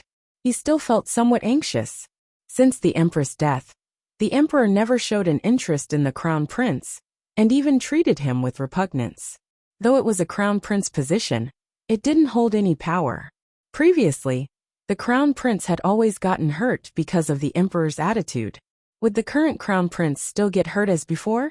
Shang Wuxin glanced at Chief Hai as if she hadn't heard anything. But they were certain of the contrary. Some time later she got up. Wu Wei, accompany this prince to the palace. She had already speculated about that so-called Father Emperor. In her memories, the Father Emperor could be considered thoroughly heartless and disgusted with the Crown Prince, often reprimanding him in front of the other princes. Yet Shang Wuxin felt like things weren't so simple. She had wanted to go and take a look at him for a while now. If the Emperor wasn't a threat, she would ignore him.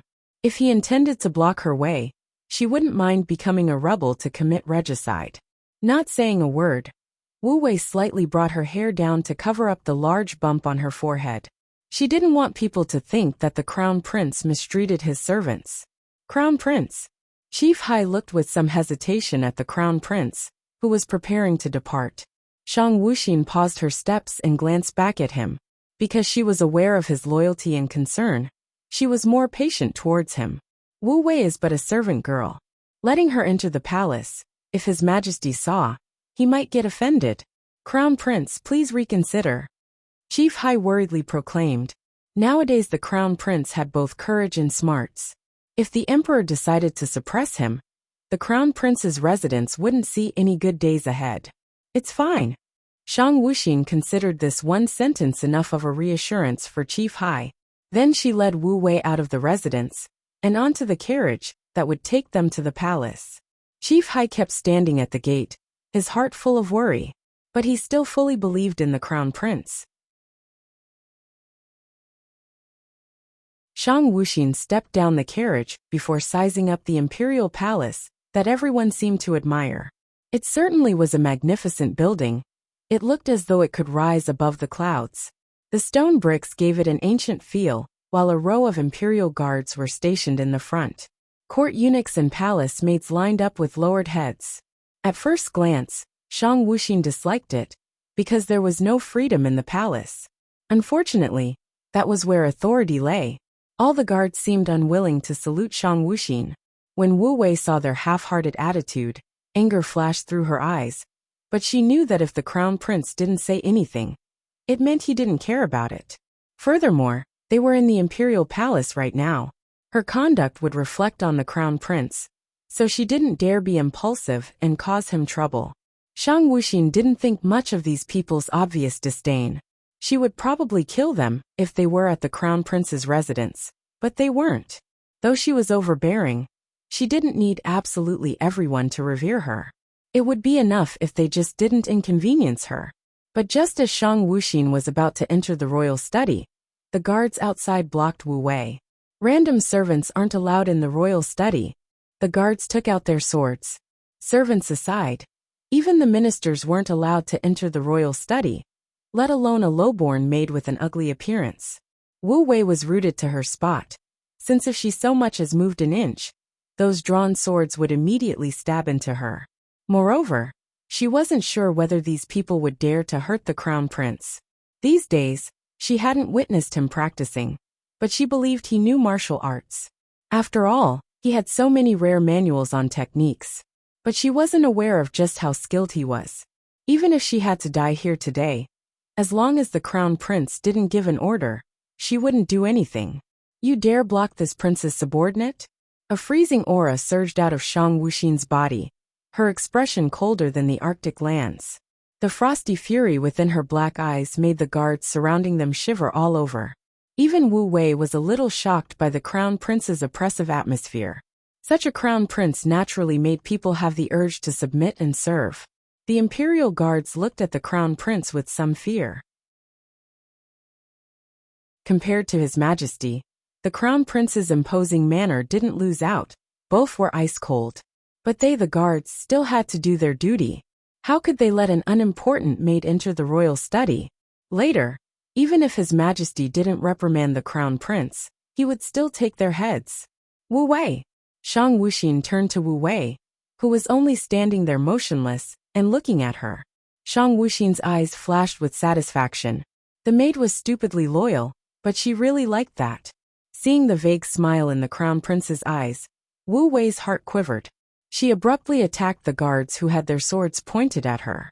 Her skill in martial arts wasn't particularly good. In any case, she couldn't be compared to those imperial guards. However, she really deserved to be called Wu Wei. Even if she got injured, she wouldn't let the enemies have it easy. In just a short while, many wounds and cuts appeared on Wu Wei's body. But the guards didn't fare much better. The more fearsome enemies weren't the ones with high martial arts, but the ones who weren't afraid to die. The guards took note of that seemingly delicate servant girl. Wu Wei had sustained so many injuries, she looked close to dying, yet the crown prince's face showed no expression. He was merely standing to the side, not even glancing at her. That kind of conduct really forced people to reevaluate the so-called incompetent crown prince. Was such a heartless crown prince really so incompetent? Why is it so noisy outside? A middle-aged man, who was wearing the bright yellow emperor's robe, suddenly walked out of the royal study. The guards sank to their knees loudly shouting, "Your Majesty!" Shang Wuxin's eyes showed a hint of delight.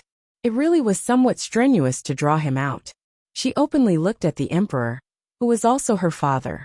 He looked dazzling in the dragon robe, and with his long black hair let down. One couldn't tell that he was in his 40s. He appeared more like a man in his 30s. The sun had turned his skin into a glowing bronze color. Shang Wuxin was confident that Emperor Shang knew martial arts, and that even after ascending the throne, he had never abandoned practicing. His thick brows were as if drawn with a brush, giving the impression of unswerving determination. Under the strict upturned eyebrows were a pair of sharp, tiger-like eyes which contained wildness, dominance, and a trace of carefully concealed gentleness. At this moment, Shang Wuxin finally understood why her body was so gorgeous. She had heard that Empress Qiu used to be the #1 beauty under heaven, and while Emperor Shang was in his 40s, his handsome looks hadn't been diminished one bit. The two of them were so outstanding, it wasn't strange that Shang Wuxin had grown up beautiful as well. Emperor Shang looked at Shang Wuxin. His keen eyes observed her with his usual indifference, without showing the slightest reaction. His gaze wasn't out of the ordinary, yet it got everyone within the vicinity scared stiff, because his eyes were just too piercing. Out of everyone outside the study, only the Crown Prince Shang Wuxin and her maid Wu Wei weren't kneeling. Shang Wuxin didn't believe anyone deserved her kneeling down for them. Wu Wei just didn't think it necessary to kneel down to anyone besides the Crown Prince, even if that person was the Crown Prince's father, the Emperor. Emperor Shang looked at Shang Wuxin for a long time. The legs of the kneeling guards had already gotten numb. The court eunuchs were already drenched in cold sweat, and Wu Wei was vigilantly eyeing everyone. Yet both the Emperor and Shang Wuxin never wavered. Emperor Shang finally looked away and said to her, "Come in." He didn't reprimand Shang Wuxin for being rude and causing offense, but he also didn't speak any loving words.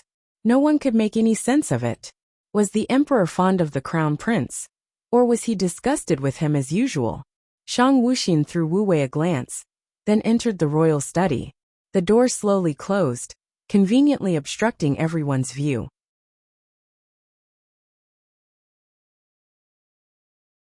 The royal study was filled with things that couldn't be found anywhere else, but the most valuable ones were still the dragon desk and dragon chair. They gave the room an awe-inspiring feel. Emperor Shang directly sat on the dragon chair, while his personal attendant, court eunuch Su, moved to his side, ready to serve. Shang Wuxin took the first seat without saluting, nor showing a shred of respect. That kind of attitude was too rampant, but it was supposed to be like that in the first place. Eunuch Su glanced surprised at the Crown Prince, who was behaving so strangely. He could be mistaken for a different person. He was even more shocked by the Emperor's lack of reaction, but he was merely the Emperor's servant. Thus he lowered his head, afraid of seeing or hearing anything he shouldn't. Though he stood there for a very long time, he truly didn't hear a single sound. The Emperor should have already been berating the Crown Prince. The Crown Prince should have been arguing back. Then the father and son would part on bad terms, and within 2 days, the whole palace would know that the Crown Prince had angered the Emperor again. Yet something seemed different now. Shang Wuxin was looking at the Emperor, who was looking at her. There was a hint of warmth in his deep gaze, though it was hidden so well. Even the Emperor himself hadn't realized it was there. "Not saluting upon meeting us, who gave you the courage?" Emperor Shang opened his mouth first, but as soon as he started talking, it was to scold. Though unfortunately, Shang Wuxin wasn't like the former Crown Prince, who could only look at the Emperor dejectedly. Furthermore, she didn't bother giving an explanation. After observing Emperor Shang, she had noticed that he was actually restless with worry. Shang Wuxin looked at the seemingly angry Emperor Shang, then stood up without a warning, startling him and Eunuch Su. Eunuch Su went so far as to move in front of the Emperor, blocking him from whatever harmful thing that unfathomable Crown Prince was about to do. On the other hand, Emperor Shang remained the same.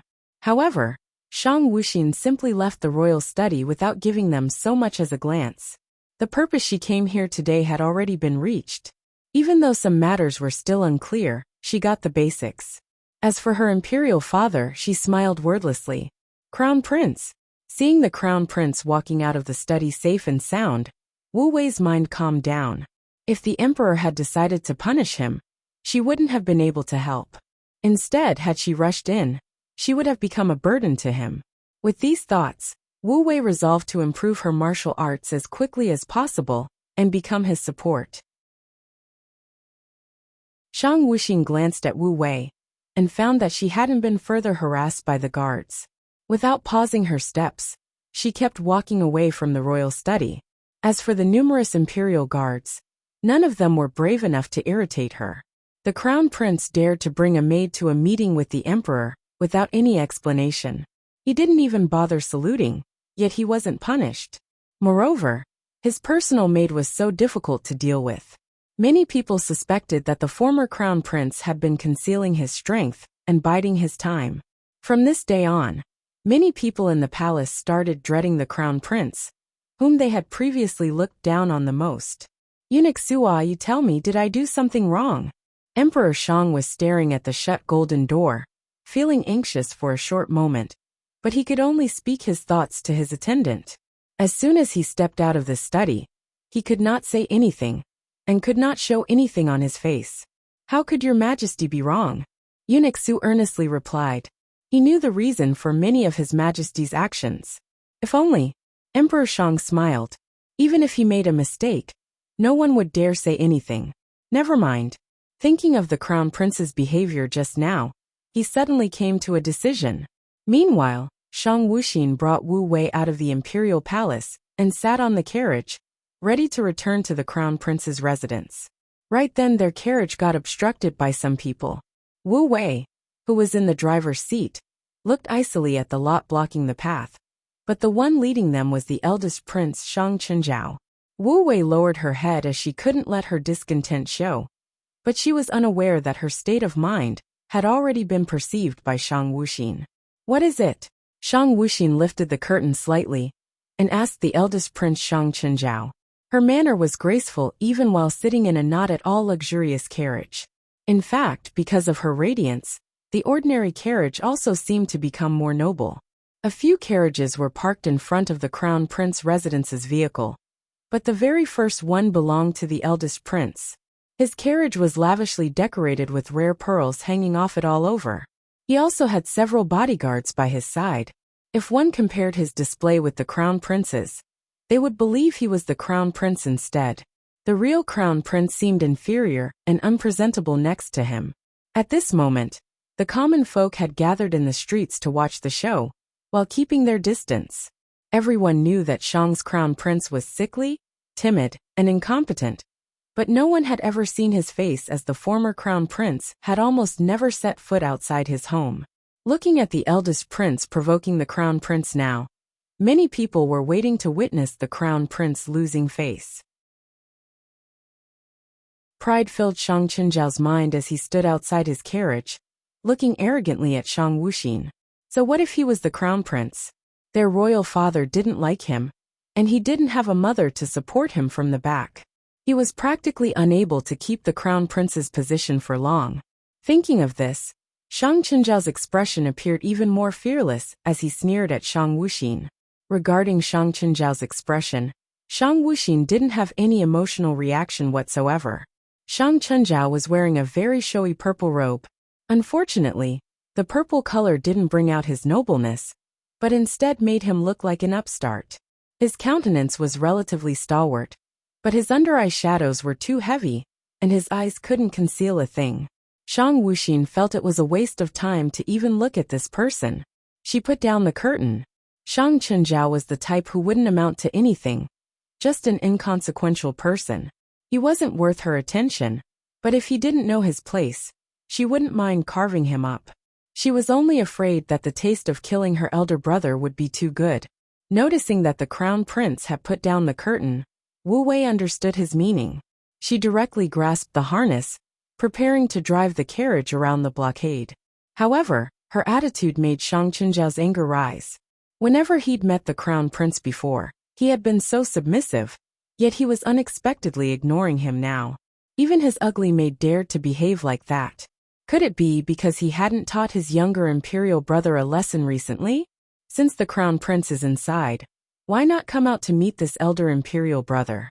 Shang Chenjiao wanted to directly grab that sickly crown prince and throw him down the carriage, but seeing his bodyguard's expressions, he knew he couldn't do that in public with so many onlookers around. Still, he was very used to mocking him. Or is the crown prince so timid that he'll tremble in fear even just coming out of the carriage? Ha ha ha ha. The officials' sons and the bodyguards behind Shang Chunjiao all roared out in laughter. Someone threw in. Who knows, maybe the crown prince pissed his pants in fear. Who doesn't know the crown prince is as timid as a mouse? The common folk were watching as the eldest prince humiliated the crown prince. Even the imperial guards dared to join in, since they knew what kind of reputation he carried.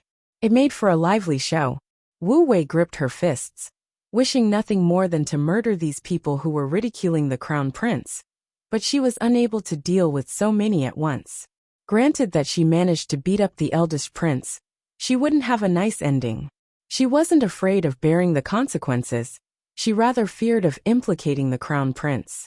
Since it happened at the imperial palace, Wu Wei understood that it was difficult for the crown prince to make a move. Since you're aware that this prince is the crown prince, how come none of you followed basic courtesy? Or did imperial consort Qin teach the eldest prince this way? A cool voice with a sharp tone sounded from inside the carriage. It was deep and melodious. Just the sound of it intimidated the laughing people into a halt, and made the common folk curiously gaze at the crown prince's carriage. Having such a voice, just how charming would his appearance be? Perhaps the rumors were wrong. You want this prince to salute you? Shang Chunjiao asked incredulous. It had always been his younger imperial brother saluting him whenever they met each other. Now he dared make him salute. Had he gone insane? Who do you think you are, actually asking me to salute you? Shang Chunjiao had barely finished saying those words when he heard a collective gasp from around him. No matter how powerless the crown prince was, how could a mere prince speak that way to him? Such words were going against the law. Even the common people were looking at the eldest prince with uncertainty.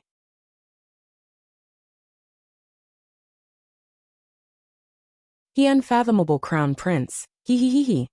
A beautiful and unrestrained laughter erupted from inside the carriage. When it finally ended, that same voice went on to say, Minister Bai, you're in charge of the country's etiquette. What do you think of this? Minister Bai. Shock went through everyone. Minister Bai was deeply respected by the emperor. Moreover, he was an honest official who never participated in struggles for power. Most importantly, he had been in charge of the country's etiquette for a long time now. All the princes and princesses weren't taught etiquette by a grand tutor, but precisely by him, Minister Bai.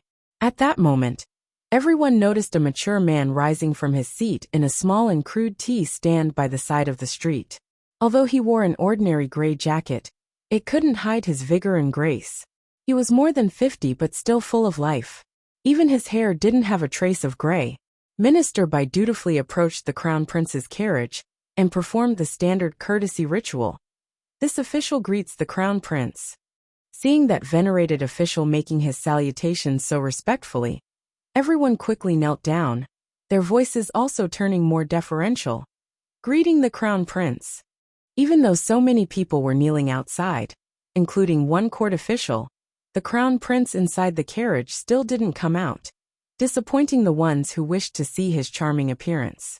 Rise! The clear voice brought a feeling of oppression. Minister Bai saw the tightly closed carriage as he got up. He had also previously met the crown prince, but the crown prince had always had a timid character. But that didn't seem to be the case now. Would someone timid have such an overbearing presence? Someone timid would have immediately come out of the carriage to greet him.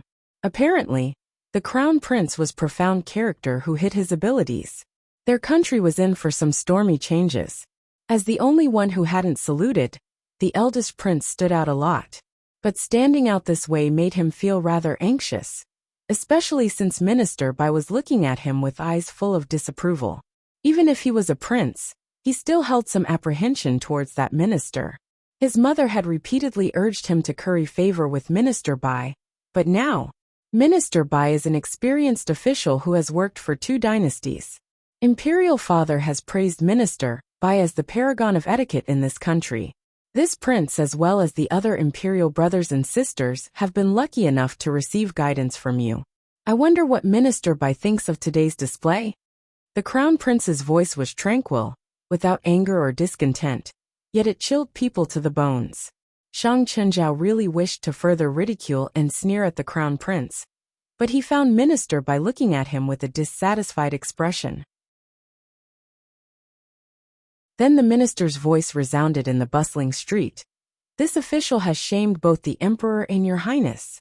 Though the eldest prince is the oldest among the princes, he still doesn't know propriety. This official will report to his majesty and make sure to correct this wrong behavior. Shang Qinzhao panicked a little. If imperial father learned of his actions today, it would be highly unlikely he would ever be placed in an important position. Moreover, who knew how those other princes breathing down his neck would stab him in the back? Minister Bai. Shang Qinzhao rushed into the conversation with a smile on his face. This prince was merely jesting with imperial younger brother. Imperial younger brother is too narrow-minded. How can you be a country's crown prince this way? Good. Very good. Even at the present situation, Shang Qinzhao still found a way to throw in a word against her. But was he aware that those type of words would make Minister Bai even more dissatisfied with him? Even the numerous commoners starting looking down on the eldest prince. On the other hand, they felt that the crown prince, who hadn't shown himself once, had an excellent upbringing. Jesting. The voice from inside the carriage seemed to hold back laughter. Imperial elder brother is so fond of jesting, but I wonder whether you'll still enjoy joking around when you meet imperial father next time. Or perhaps you've never been concerned with this prince, nor with imperial father. That scornful voice almost made Shang Qinzhao lose his balance. But before he could open his mouth to justify himself, the voice from the carriage went on to say, Minister Bai, this prince will leave first. Seeing off the crown prince, Minister Bai bent his waist slightly. He could tell that the crown prince was making use of him just now. But even so, it was more important to note his overwhelming aura. Even his majesty couldn't compare. Not to mention, the crown prince was only in his teens. Sure enough, he wouldn't turn out useless, given his origins. The guards were about to move the eldest prince's carriage out of the way, but instead they saw Wu Wei driving straight through. With a loud crash, the eldest prince's carriage got knocked over. Even the horses scattered away, leaving behind a carriage laying damaged on the ground, as if to mock the eldest prince. Shang Qinzhao would much rather curse up a storm to make his bodyguards drag the crown prince off the carriage, but recalling that Minister Bai was standing beside him, he had to swallow down his resentment. As for the commoners, when they saw the crown princes made unexpectedly exhibit such courage, they cheered even louder. And starting today, everyone would know that the crown prince wasn't the same pushover as before. The gathered crowd even started thinking that the previous reputation of the crown prince was most likely spread around by the eldest prince's cronies. Shang Wuxin herself didn't anticipate that without doing anything much, she would end up reversing the commoners' opinion of the crown prince. At that moment, a man who was sitting in a private room of a two-story restaurant glanced at the crown prince's departing carriage. Amusement flashed through his expression. The crown prince could really be an interesting person. However, when he took a look, he saw that the window's curtain was up, and a pair of bright lustrous eyes were looking back at him. The distance was too far for him to make out their expression, but those two eyes were too intense. It was the first time he found himself in daze, just from looking at someone. The opposite party simply took a glance at his eyes, then quickly put down the curtain. He didn't know why he felt somewhat disappointed, but he just had to admire the crown prince's vigilance for catching him while he was sizing him up. Inside the carriage, Shang Wuxin's eyes were bursting with rage and deep loathing right then, because she saw that the man who was just appraising her had a pair of extremely beautiful peach blossom eyes. Hee peach blossom eyes, huh?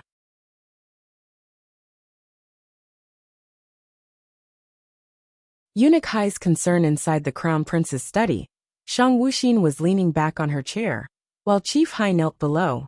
He didn't know why he was suddenly summoned. The crown prince hadn't uttered a word since he'd come in, and he couldn't begin to guess the prince's thoughts these days. However, whenever he saw his lonesome figure, Chief Hai found the sight even more heartrending than the constant weeping of his previous self. Get up! Shang Wuxin opened her eyes and pointed at a chair as she said, sit. This servant, Chief Hai meant to decline. He was a mere court eunuch, What qualifications did he have to sit just like his master? His master was still so kind-hearted. Thinking so, Chief Hai's eyes got a little moist.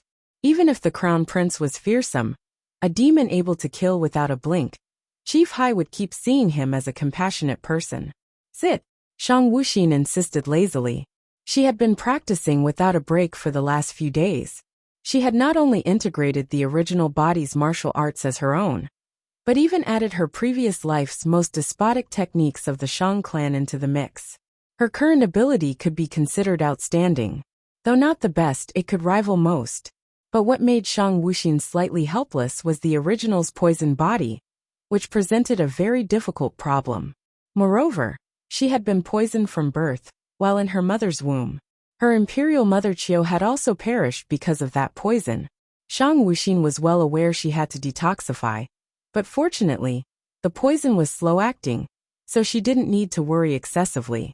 Furthermore, her martial arts had already managed to suppress it, though it was harmful to her body, and it would be dangerous when the toxin flared up. Shang Wuxin was indifferent. Eunuch Hai sat down nervously, but his eyes were full of joy. His expression was exactly like a father looking at his own child.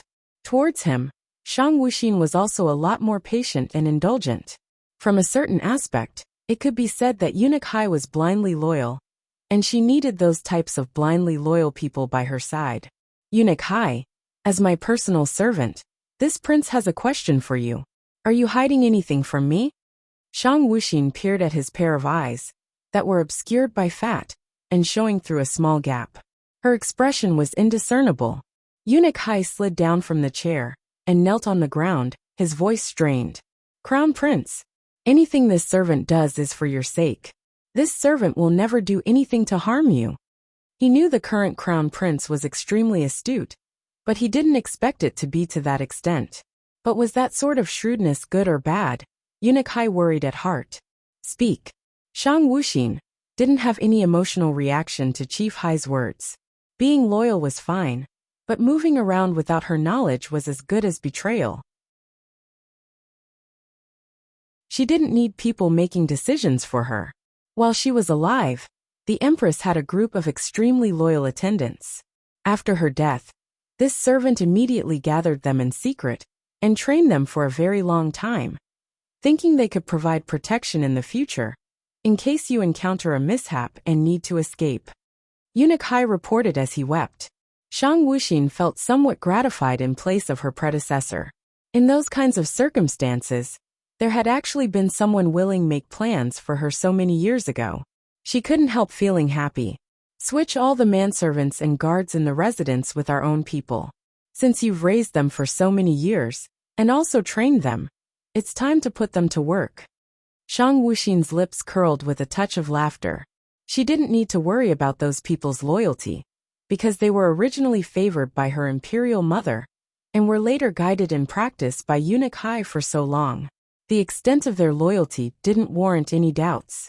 And she just happened to be in need of staff now. Although her own people had already received a decent training, it was still quite far from her standard. Eunuch Hai had simply resolved that issue. Crown Prince. Eunuch Hai looked at her in disbelief. After finding back his voice, he asked, Is the Crown Prince thinking of participating in the struggle for the throne? Shang Wuxin nodded, as if she didn't feel a speck of pressure when it came to that matter. Eunuch Hai, you may know it's often not the case that you can survive by not fighting. Instead, it's by fighting and winning that you can live unobstructed. Do you still not understand this after so long? Shang Wuxin sighed with regret. Yes, the Crown Prince has suffered unfair treatment for too long. Moreover, you're the Emperor's successor. It's only right to vie for the throne. Eunuch Hai was convinced by her words, entirely overlooking the fact that the Crown Prince wasn't actually male. But even if he was aware of it, he wouldn't think there was anything wrong with it. His family's Crown Prince was the best, and he would be the future ruler of Shang. Go ahead and drive all the spies in the residence out. If any of them refuse to leave, just kill them. Shang Wuxin waved her hand as she spoke. She had never been a soft-hearted person. Life had become a cheap thing to her, and she often wasn't sure herself whether she feared death or not. Eunuch Hai nodded and went out. One shouldn't be deceived by his Mithra Buddha-like appearance, as he wasn't someone with a gentle heart, nor easy to deal with. Crown Prince. Wu Wei entered the room. Respect rose in her when she saw the Crown Prince, who resembled a celestial being. After practicing the martial arts from his rare book, her ability had improved tremendously. It was all thanks to him. Wu Wei looked at the silent Crown Prince who had his eyes closed. She retreated to the side and waited for 4 hours until he opened his eyes. But once he did, Wu Wei realized that he hadn't been sleeping. His pair of eyes were too clear. Crown Prince, the Emperor has selected 2 mentors for you. Wu Wei reported the Emperor's decree from today. Because Shang Wuxin had been weak and cowardly from childhood, she hadn't attended classes together with the other princes and princesses. She knew how to write only because Eunuch Hai had taught her. So in a sense, the Crown Prince did have a mentor. But all previous dynasties' crown princes needed to have 2 respectable tutors by their side.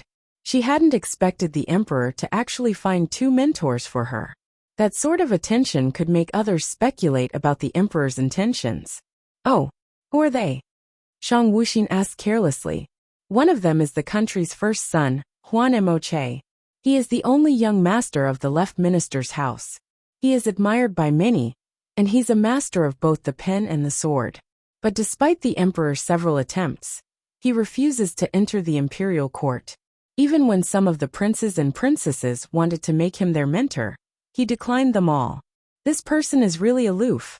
But when the Emperor wanted to select a tutor for you, that young master unexpectedly offered his services on his own. Crown Prince, I'm afraid there might be a hidden motive. Wu Wei voiced her suspicions. That kind of man was very proud. Why would he suddenly want to become the Crown Prince's tutor? It was impossible not to be doubtful. It doesn't matter.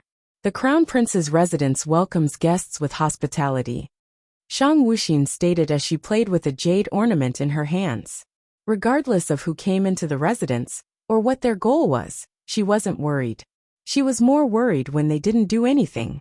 The other tutor is the young general who recently returned from the border, Lung Yufeng. Although he's only 24, he's already a general. The soldiers stationed at the border have the highest respect for him. His military glory is illustrious in each of the countries where he has gone to campaigns in previous years. This person can prove to be very useful to the Crown Prince, but he's like a wild stallion that's not easy to tame. I'm afraid he would be difficult to control. Wu Wei arrived at the Crown Prince's side and prepared some tea. Shang Wuxin smiled, then glanced at Wu Wei and said, "Not bad. Your recent progress is rather quick." When she had just started work, Wu Wei was overly cautious. But now, not only was her martial arts excellent, she handled her tasks with precision. If she was a man, she would have absolutely been able to set up a business and start a career. Thank you, Crown Prince. Wu Wei rejoiced. Due to the Crown Prince's praise, she felt that her great effort these days was worth it. If it wasn't for him often giving her advice, as well as putting trust in her, it was improbable that she would grow so much. The Crown Prince was her benefactor. Accompany me to take a look at the people that Chief Hai has trained. Saying so, Shang Wuxin got up and left the study.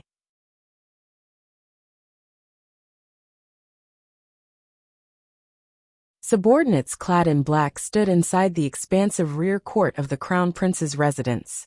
The area that the residence covered was vast, but among all the places, the rear court was furthest away. It was left neglected with no one to manage it, and no one came around. Thus Chief Hai gathered everyone there. Shang Wuxin was wearing a black brocade robe. Her steps were graceful and unhurried, as her whole body exuded a magnificent noble aura. Her face was like ice that was unable to melt. Meeting her face to face, those originally loyal subordinates felt their hearts shake in excitement. Their master was indeed out of the ordinary. Greeting the Crown Prince, Eunuch Hai, as well as everyone else, simultaneously knelt down. Their tone was respectful and reverent. Shang Wuxin was pleased with their display.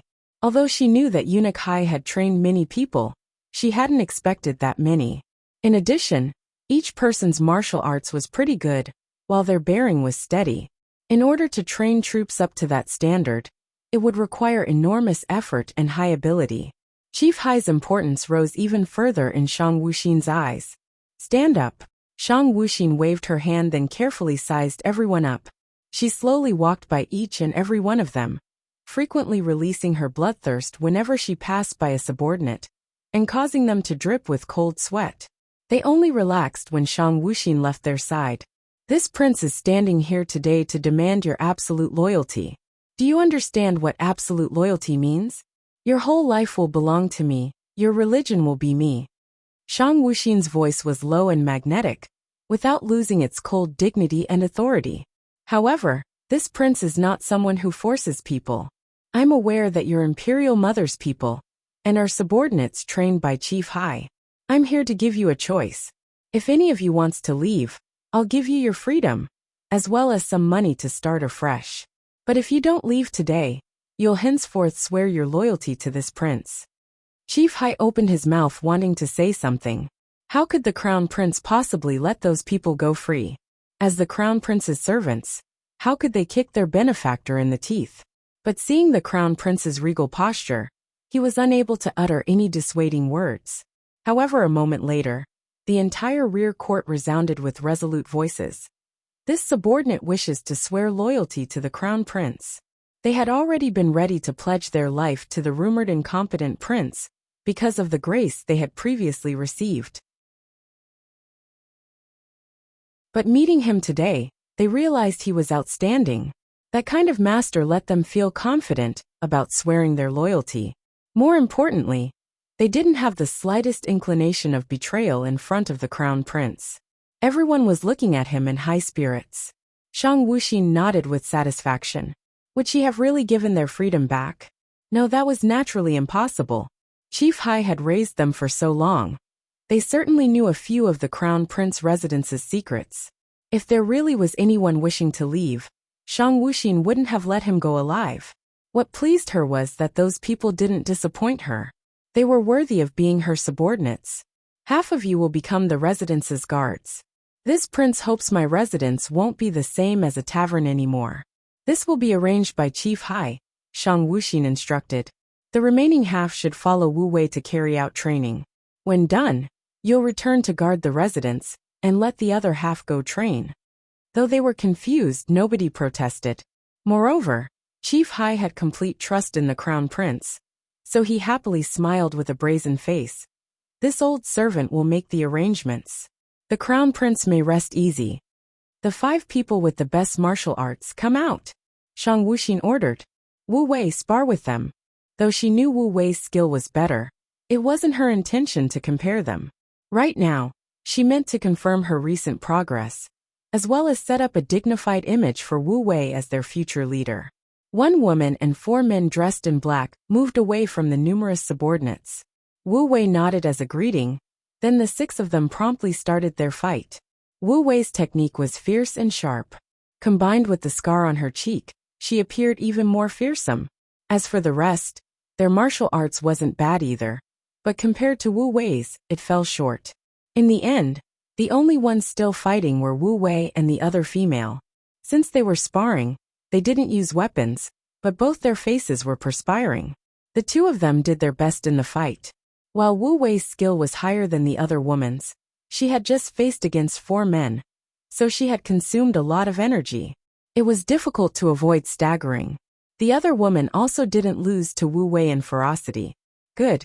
Shang Wuxin halted their unrelenting sparring. Though Wu Wei's martial arts hadn't met her own requirements, she ought not be too strict with her. The 2 immediately separated, but held a hint of appreciation for each other. They saluted the Crown Prince. At that moment, the subordinates were looking at him with even more reverence. His personal maid was so strong, she could deal with the strongest of their group. Thinking back on the Crown Prince's words of letting them train, many were eager to start. What is your name? Shang Wuxin looked at the black-clad woman thoughtfully. Her talent and reflexes were both quite good. In addition, Wu Wei was responsible for too many tasks. She had noticed her recent fatigue. There might be a need to arrange for 1 more personal maid. This subordinate doesn't have a name. Everyone calls me Subordinate 1. the black-clad woman lowered her head to say, but her eyes didn't show any sadness.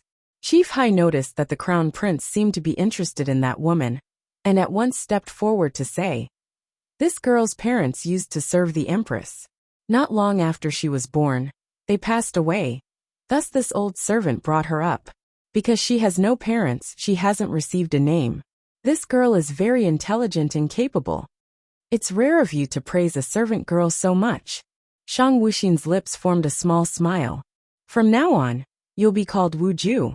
You'll be my personal maid like Wu Wei. Are you willing?" Wu Ju is willing. "Thank you, Crown Prince." Wu Ju knelt down and saluted.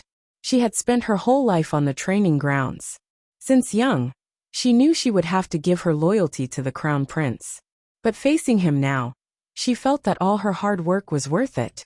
Shang Wuxin nodded and departed. They would take care of the following procedures. As the leader, she didn't need to mind every single issue personally. Her subordinates needed the opportunity to grow and develop.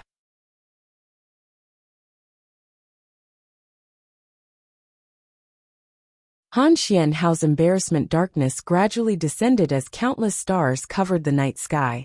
Humidity infiltrated the air, creating a sentimental ambience.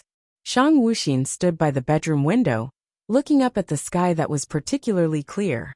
The distant stars glittered like broken tears. Something suddenly disturbed the peaceful air. The guards of the Crown Prince's residence got entangled in a fight with several disguised men dressed in black. Perhaps if Shang Wuxin hadn't received those subordinates today, the black-clad people would have already slipped into the room undetected by anyone. "Crown Prince," Wu Ju's worried voice sounded from outside the bedroom. Since Wu Wei had recently been responsible for training the guards, she was often busy and out of the residence. However, she was steadily handing over the chores to Wu Ju. Wu Ju was also quickly adapting to taking good care of the Crown Prince's daily life. Shang Wuxin's indifferent voice came from within the bedroom. It seemed as if she didn't feel the slightest threat regarding tonight's intrusion. Wu Ju's initially agitated mind calmed down when she heard the serene voice. Then she picked up her weapon and stood in front of the bedroom door full of vigilance, wondering when Chief Hai would come back. As long as he came back, the Crown Prince's safety would have an additional layer of insurance. Listening to and watching the outside battle, Shang Wuxin didn't show a trace of fluctuation. Although Chief Hai had educated those guards well, their training and combat experience was still lacking. Suffering a few casualties today was a good thing for them. That way they would learn to be more alert from now on, and strive even harder. They would see the frailty of life firsthand. As for those assassins, their martial arts was very good, and they were well trained. Shang Wuxin felt some admiration for their organization that had managed to cultivate such outstanding killers. At that moment, sounds of a struggle between Wu Ju and someone else reached her from outside the door. Wu Ju looked at the man who had suddenly appeared there. Even if she had a cold disposition, she was still shaken by his appearance, but she composed herself quickly after. With an anxious and scared voice she exclaimed, "Hanxing House's lord." Hanxing House was the world's #1 assassin organization. Rumors said that the people of Hanxing House killed without batting an eye, that their lord was fond of dressing in red, and that his looks were enthralling. However, those were all rumors that few had witnessed. But seeing this person now, Wu Ju was convinced he was Hanxing House's lord. Besides him, who would have the ability to break into the Crown Prince's residence so easily? Furthermore, his martial arts was so excellent, she wasn't able to parry more than a few moves. Cough. The man's hit sent Wu Ju flying, before she crashed into the sleeping quarters door. Yet Wu Ju immediately crawled up, as she wanted to keep defending the entrance. But with the disparity between their strength, she was sent flying once more, and this time she remained on the ground. The man glanced at the fallen Wu Ju a little intrigued. There was actually such a loyal person attending to the famously useless Crown Prince. No, even the people guarding outside were this loyal. It seemed like he wasn't as previously rumored. There might have been some truth to what the commoners were spreading around recently. When Shang Wuxin heard Wu Ju exclaiming, "Hanxing House's lord," she raised her eyebrows. It really was a case of fate brings people together. Ha! She hadn't yet gone to find Han Xinghouse's Han Xianhao, but the man came to her on his own. After returning home that day, Shang Wuxin investigated a few things regarding Han Xinghouse. Although no one knew the name of the organization's owner, she was already certain that the man called Han Xianhao was the owner. How could such a man bend his knees to act as someone else's subordinate? "You've come." A voice carrying a hint of a smile, yet completely humorless, reached the man's ears. He looked at the crown prince, getting a shock in the process. Beside the window stood the thin figure of a youngster dressed in black brocade clothes that were lined with gold and fastened with a jade belt. A golden coronet decorated with jewels held up his hair. His beauty was flawless, as if a craftsman had personally carved his face in jade. Even when he was standing there motionlessly, his charm and grace surpassed ordinary elegance. He gave off an impression of splendid poise. "It's you." Han Xianhao couldn't control his surprise. He'd never expected that the young man he had been painstakingly searching for would turn out to be the country's crown prince, as well as the target he had to assassinate tonight. As he thought of that, Han Xianhao immediately sent out a signal, and the killers who were still locked in a fight within the residence promptly retreated, vanishing in the darkness of the night. Shang Wuxin observed the man who had appeared in her bedroom. Perhaps no other man would be capable of looking as beautiful in red clothes as Han Xianhao. His face was uncommonly attractive, like a work of art. His long hair was pulled back with a white hairband, the silky strands loosely draped over his shoulders and reaching his waist. If Shang Wuxin weren't able to recognize the scent of blood coming off of him, she would have mistaken him for a regular playboy. "This prince hasn't gone to look for your excellency. Your excellency has actually come for me first," Shang Wuxin stated in a cold voice as she stared at the dumbstruck Han Xianhao. "I don't know whether your excellency has come to repay a debt of gratitude or to take my life." Han Xianhao showed an awkward expression under the dim light. Ever since the day he'd returned from the mountain forest, he had inquired into the youngster who had saved him. He knew the boy would come find him eventually, since he still had to fulfill 3 wishes. That boy wouldn't let go of such a benefit, but he didn't know how long it would take before the youngster looked for him. What if it was a few decades later? Thus he'd sent some of Han Xinghouse's spies to carefully search for the boy. However, he didn't get anything, almost making him believe he had dreamed it all up. Searching without results day after day, he grew more and more uneasy. It was a situation he had never experienced before. He found the youngster pleasing to the eyes, so he wanted to get to know him. Right around then, Han Xinghouse received the task of killing the crown prince. At any other time, he wouldn't have gotten involved in such a job. But currently, there were many rumors flying around about the crown prince, most of them positive. Moreover, Han Xianhao was in a bad mood and needed to find someone to vent on. So he came in person. He didn't think Shang's crown prince would in fact be the same youth who had saved his life. Han Xianhao was glad he had come over personally. He'd found the boy at last. But recalling his reason for coming, as well as the injured imperial guards outside, he hesitated a bit. He was afraid that he would get resented for his deeds. "My apologies." It was Han Xianhao's first time to apologize in 18 years. "I wasn't aware you were the crown prince. Han Xinghouse will take responsibility for today's losses. As for the guards, I will try to compensate the crown prince's household as much as possible." Shang Wuxin didn't really mind about that. If she minded, she would have already gone out and prevented the guards from getting injured. In a way, today's attack could make the residents even more secure. It was the necessary price for their growth. Who was it that wanted this prince's life today? Under the moonlight, Shang Wuxin's face shone with an eerie glow. Even her words seemed to have an unclear meaning. Seeing that Shang Wuxin wasn't blaming him at all, Han Xianhao relaxed at heart. His lips formed an enchanting smile as he thought of the person who had forked out quite a sum for Shang Wuxin's life. Even though she sent a palace maid in her stead, the one who wanted you dead should be Senior Consort Qin of the Imperial Palace. "Do you want me to help you get rid of her?" Shang Wuxin found Han Xianhao's offer a little unexpected. In the end, no matter how dazzling his smile looked, he was still a killer, as well as the lord of Han Xinghouse. He wasn't a kind-hearted person who would meddle into other people's affairs. As one of the 3 conditions, Shang Wuxin asked with a faint smile. Han Xianhao felt a little depressed at her heavily guarded heart. Why was it so difficult to show his good side? Of course not, Han Xianhao said helplessly. I won't renege on those 3 conditions. Though she didn't understand why he would do that, Shang Wuxin didn't care. She separated the people around her into 2 groups. The ones who didn't mean her harm, like Han Xianhao right now. She would leave those alone. Then there were the people who obstructed her way and put her in danger. Their existence was unnecessary. No need. This prince won't exhaust the revered lord over such a trifling matter, Shang Wuxin said indifferently. A mere consort Qin wasn't worth her attention for now. Furthermore, it wasn't yet time to deal with her.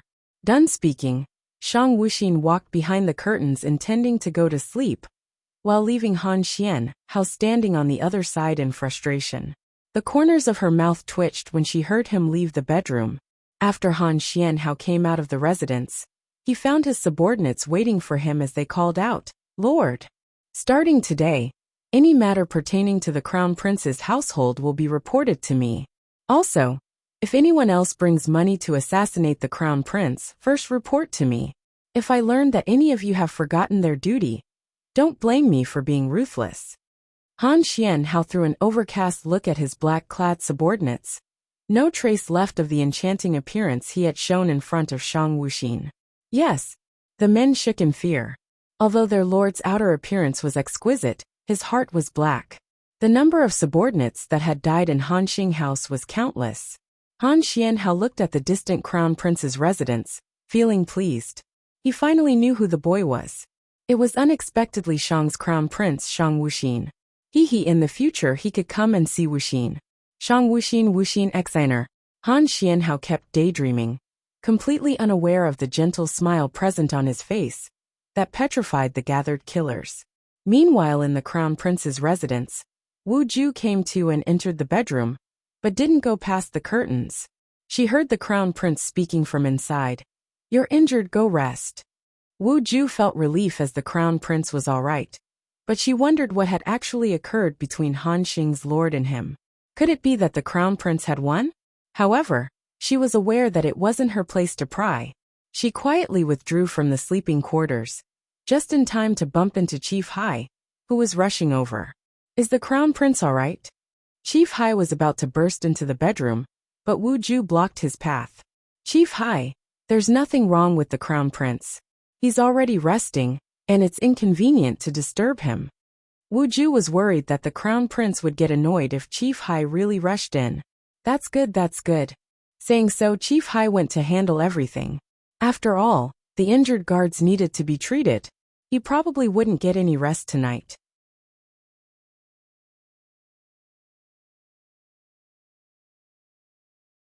The early morning sunlight spilled over the crown prince's residence like a layer of gold. Chief Hai had already dealt with the mess left over by the previous night's fight. The injured guards were also being taken care of in the rear court. That place had always been vacant, so they had placed the bodyguards there. It could be considered their dwelling. Moreover, the rear courtyard was the furthest away from the front courtyard, and they were unlikely to disturb the crown prince. Chief Hai's considerate way of handling things really satisfied Shang Wuxin. "Crown Prince." Wu Wei and Wu Ju both stood at the bedroom's entrance. Earlier today, Wu Wei had come back and had heard about last night's unrest, causing her to blame herself. She wanted to handle her side tasks as soon as possible. As the crown prince's personal maid, she ought to take care of his everyday life. If anything had happened to him last night, she wouldn't have been able to wash away the guilt even if she died 10,000 times. Since the two of them didn't get a reply, they moved to stand outside the bedroom. After waiting for a long time, they finally heard a voice coming from inside and respectfully walked in. Wu Wei started combing the crown prince's hair and arranging his clothing, while Wu Ju tidied up the room and the bed. "Why did you come here after returning, instead of resting up?" Shang Wuxin asked as she glanced at the mirror's reflection of Wu Wei combing her hair. When it came to her own people, she had a very lenient heart. Not to mention how highly she thought of the useful and devoted ones. Looking at the crown prince's fine black hair, Wu Wei couldn't help but sigh with emotion.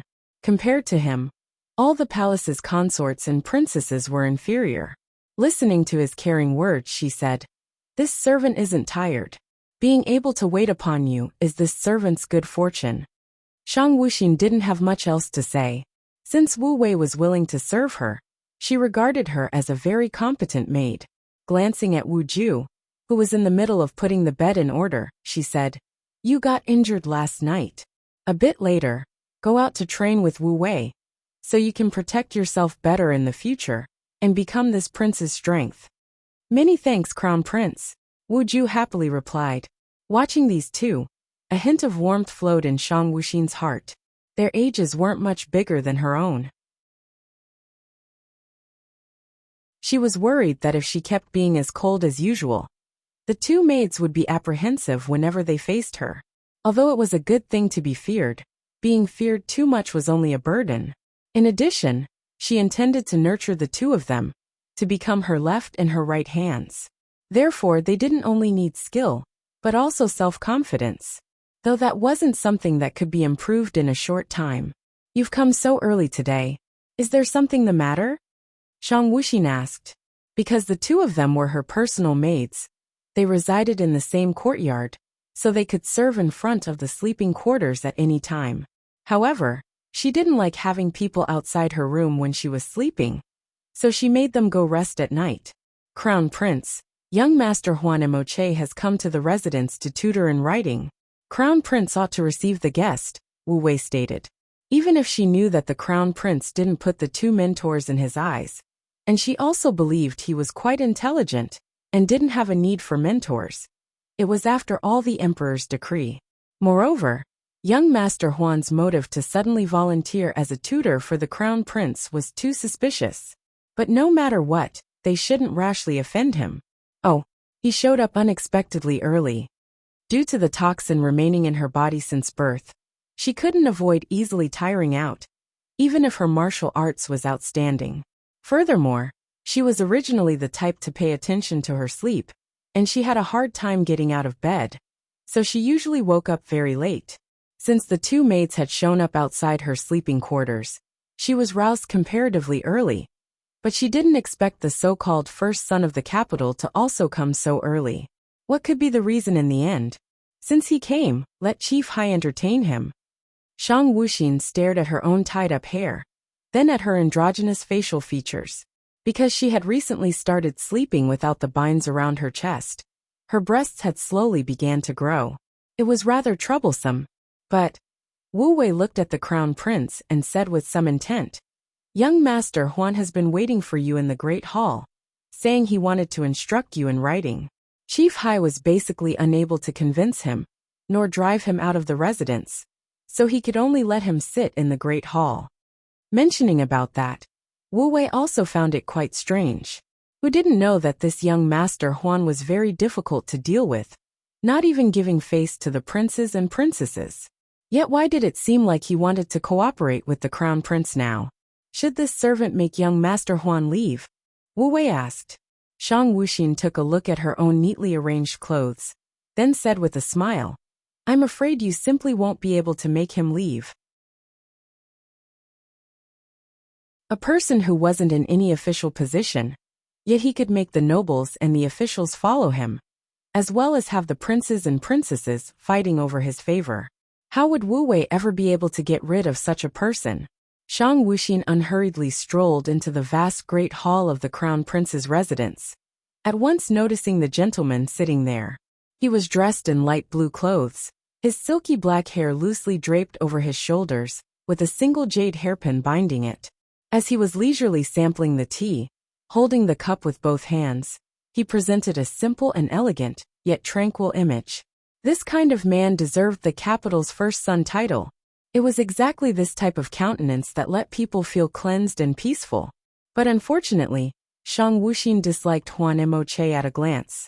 Not for any other reason, but because he had a pair of striking peach blossom eyes on that neat-looking face, making his appearance all the more intense. Shang Wuxin recognized him as the man she had met eyes with that day on the street. Huan Emoche also realized that someone had come in, and put down the tea to stand up, greeting the crown prince. No matter how popular he was in the capital, he didn't actually hold a government post. Meeting the crown prince, he was still required to salute. At ease, Shang Wuxin walked up to the seat of honor and no longer looked down at Huan Emoche. On the other hand, Huan Emoche slightly raised his head to study the crown prince. That day they had met eyes, but they had been too far apart, and the crown prince had been sitting in his carriage. Thus Huan Emoche hadn't been able to clearly see his face. As he took a careful glimpse now, he couldn't help getting a shock. The crown prince was dressed in a light purple brocade robe today. Whenever the edges of the robe fluttered a little, they would draw an elegant arc. A jade hairpin held his hair together, without any unnecessary decorations. He was incomparably graceful, with an innate noble aura. No flowery clothes or precious stones could match him. Covering up his appearance, they would only seem lacking and inappropriate. His pair of sharp black eyes were like a deep abyss. Ever since the day Huan Emoche had seen that pair of eyes, they kept invading his mind. So when he heard that the emperor wanted to find mentors for the crown prince, completely outside of his own expectations, he had agreed to do it. Now that he saw those eyes, as well as the crown prince, Huan Emoche thought his heart felt rather comfortable. Notes, edit pending. My nickname for Huan Emoche is Machi. Need you ask why? Also Huan sounds like Juan Kikik Don Juan. Suits his peach blossom, seductive, eyes. By the way, my nickname for Han Xian Hao is Shameless Boy. I get sidetracked a lot. I tried finding a suitable pick for Huan Emoche in my stash. The peach blossom eyes and the neat look peach blossom eyes again. And a scholarly look, more playful though. This one looks gentle and mature, and the eyes and the hairstyle seem close to the description. I kinda decided on those three. Variety is nice, happy face.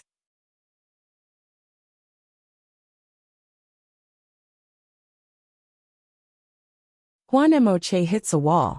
Why did young Master Huan want to meet me today? Shang Wuxin asked as she sampled a mouthful of the newly refilled tea. Looking at the crown prince sitting on the top seat, each action and every movement of his was full of elegance. Curiosity sprung up in Huan Emoche's heart. He'd stayed in the capital for a very long time, and although he'd never met the crown prince in person before, the hearsay was all about his incompetence. But how was it possible for such a person to be a pushover? On the contrary, this kind of talented person was a dragon among men. Huan Emoche had seen all of His Majesty's sons, but none of them could compare to the young man in front of him. If the crown prince had only been putting up a pretense before, then why had he stopped now? The crown prince should call this young master tutor. As a tutor, I'll take on the responsibility to teach with impartiality, Huan Emoche stated with a smile. Moreover, His Majesty has issued an imperial decree to let me guide you well, requesting the crown prince to not make things difficult for me. This prince appreciates young Master Huan's thoughtfulness. However, recently, my health has been out of sorts. I'm afraid I cannot learn from young Master Huan. Shang Wuxin said, looking at the teacup in her hand. If young Master Huan doesn't take offense, the gardens of this residence aren't bad for viewing. This prince will go take a rest. Done speaking, she got up, ready to depart from the great hall. But not waiting for Shang Wuxin to leave the hall, Huan Emoche followed closely behind her. A gentle smile was still hanging on his face, yet Shang Wuxin sensed that he was the type to hide his innermost thoughts beneath a temperate surface, like putting on a mask. However, when would people like them reveal their true face to others? It seemed that if Huan Emoche didn't have a pair of peach blossom eyes that resembled his, Shang Wuxin would have also appreciated such a person. Since the crown prince is this young master's student, and the student is feeling ill, whether in the capacity of a tutor or a member of this country's populace, I should still attend to you either way. Huan Emoche stated, deaf to any objections. Naturally, he was able to tell that the crown prince didn't like him, or was maybe even disgusted with him. But no matter how much he thought about it, he couldn't remember having done anything disrespectful toward him. The two of them were genuinely meeting for the first time. Moreover, he was fiercely interested in the crown prince, so he wasn't opposed to becoming a shameless tutor like this. Shang Wuxin paused in her footsteps and glanced at Huan Emoche, her discontent absolutely clear. However, under her sharp gaze, he still looked back at her cool and composed with a small smile. With thick sincerity spilling out of his eyes, he suggested, "Isn't the crown prince feeling unwell? Would you like for this young master to call for a court physician?" Wu Wei and Wu Ju looked a bit taken aback by Huan Emoche's actions. Even Chief Hai was puzzled. Young Master Huan's behavior was too unusual. At this moment, Huan Emoche was also aware he was acting abnormal, but he felt like teasing this blank-faced boy. It appeared that his own mood turned particularly relaxed around the crown prince. Shang Wuxin didn't pay him any attention, as she was unable to make him leave, nor could she just kill him. In addition, she knew Huan Emoche's martial arts was definitely not low. In that case, ignoring him was good enough. Shang Wuxin didn't return to her sleeping quarters. After all, that area was very private. Even if she didn't have the awareness of a woman, she still guarded her privacy closely. As a result, she entered the study and started practicing her writing distractedly. It was under the pretense of practicing, but it was actually in order to calm her own mind. Because her mind was disturbed, it required peace. Huan Emoche peeked curiously at the youth practicing calligraphy at his desk.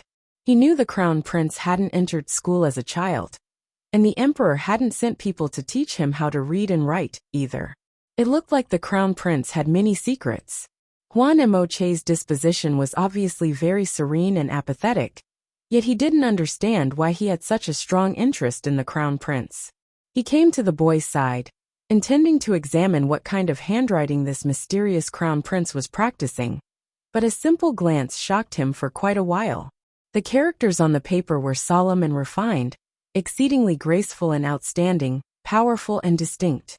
A skillful, neat and steady writing, with a bold and unconstrained style. Even he couldn't compete with this kind of skill.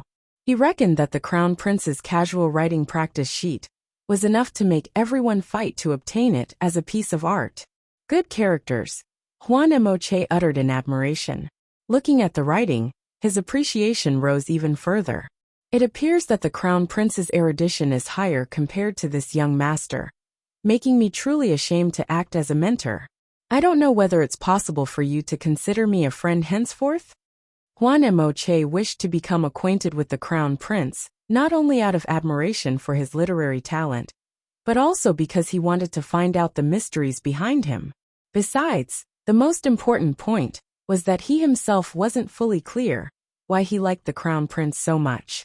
Huan Emoche shook his head on the inside. It was a rare thing for someone to be capable of earning his notice. Young Master Huan is the first son. This prince has humble talent and shallow learning. I'm afraid we don't have much in common, Shang Wuxin declined. No matter whether Huan Emoche's request was heartfelt and sincere, it was simply impossible for her to befriend him.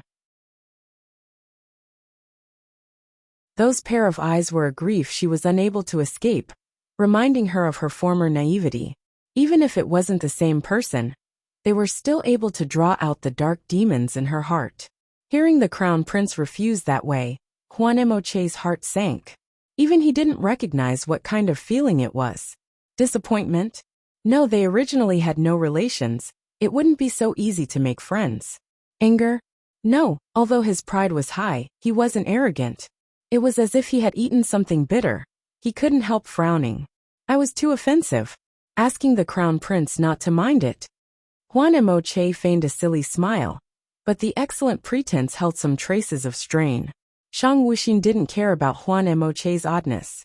Even if such a handsome man stood in the middle of her study, she would remain unmoved and do her own thing as usual. Huan Emoche also turned a blind eye to the crown prince's obvious neglect, sitting in the study and observing as he managed his matters. There wasn't much going on, yet Huan Emoche felt himself at peace. The day was soon over, while Huan Emoche didn't want to leave.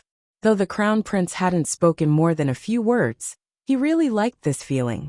He found that the best thing he'd ever done was volunteering to be the crown prince's tutor. Watching as Huan Emoche left the residence, Shang Wuxin's eyes quickly darkened. Crown Prince! Chief Hai came to the study, and spoke as he looked at the emotionless boy who was standing inside. Tomorrow is the emperor's birthday. The crown prince ought to attend as the East Palace's representative. What are your thoughts on this? Chief Hai asked. If it was like before, he would have arranged everything in advance. But the current crown prince's thoughts were hard to fathom. How would he dare try to guess the crown prince's mind as he pleased? Looking at his uneasy appearance, Shang Wuxin smiled and helped him straighten up. How would this prince not recognize Chief Hai's painstaking efforts for my sake? To me, Chief Hai is like a father. Since I've made you handle so many affairs, I have complete trust in you. Chief Hai's eyes teared up. As an eunuch, although he was the head servant in the crown prince's residence, in reality no one had ever looked up at him. But listening to his words now, Chief Hai felt like his family's crown prince was the kindest under the heavens. How can this servant receive your heavy regard? Being able to serve you is this old servant's good fortune, Chief Hai said as he lowered his head, afraid that his tears would flow down in front of the crown prince and offend his eyes. It's fine, Shang Wuxin said with a smile. You're the head servant in this residence, don't undervalue yourself. Yes, Chief Hai stood beside the crown prince and asked, then will you take part in the birthday feast tomorrow? The emperor's birthday was a big deal every year, yet the crown prince had never participated before. More importantly, the emperor had also never inquired after him. Over time, everyone became aware of the emperor's indifference for the crown prince. I'll go, why shouldn't I? I'm the crown prince. If I don't go to such an important banquet, only those rats would profit. Looking at the jade ornament in her hand, Shang Wuxin smiled wickedly. That round jade ornament was her imperial mother, Empress Qiu's personal item. After her death, it became Shang Wuxin's. Its color and luster were beautiful, and it was warm to the touch, making Shang Wuxin quite fond of it. Therefore, she often held in her hands and toyed with it. Is this the birthday gift? Chief Hai asked. The residence had undergone many changes, and who knew what Wu Wei was tasked with doing outside? Recently, Wu Wei was put in charge of the accounts office, but Chief Hai was certain that the crown prince's household was very well off. Birthday gift?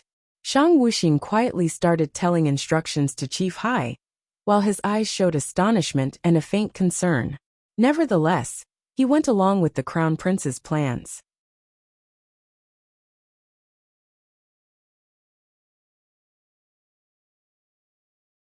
Seeing Leng Yufeng for the first time, Shang Wuxin had woken up early in the morning, but because it was so early, her mood was very bad. It was like another layer of ice was added to her originally cold and detached expression. Crown Prince.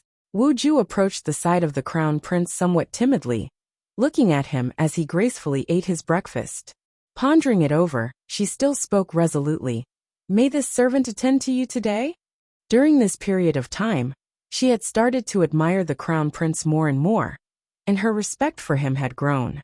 Furthermore, she had also gradually started wishing to become stronger, hoping that she would be entrusted with heavier responsibilities and be qualified to act as his right hand. She was already different from before, when she had merely felt like wanting to protect the crown prince, whom she'd never met before.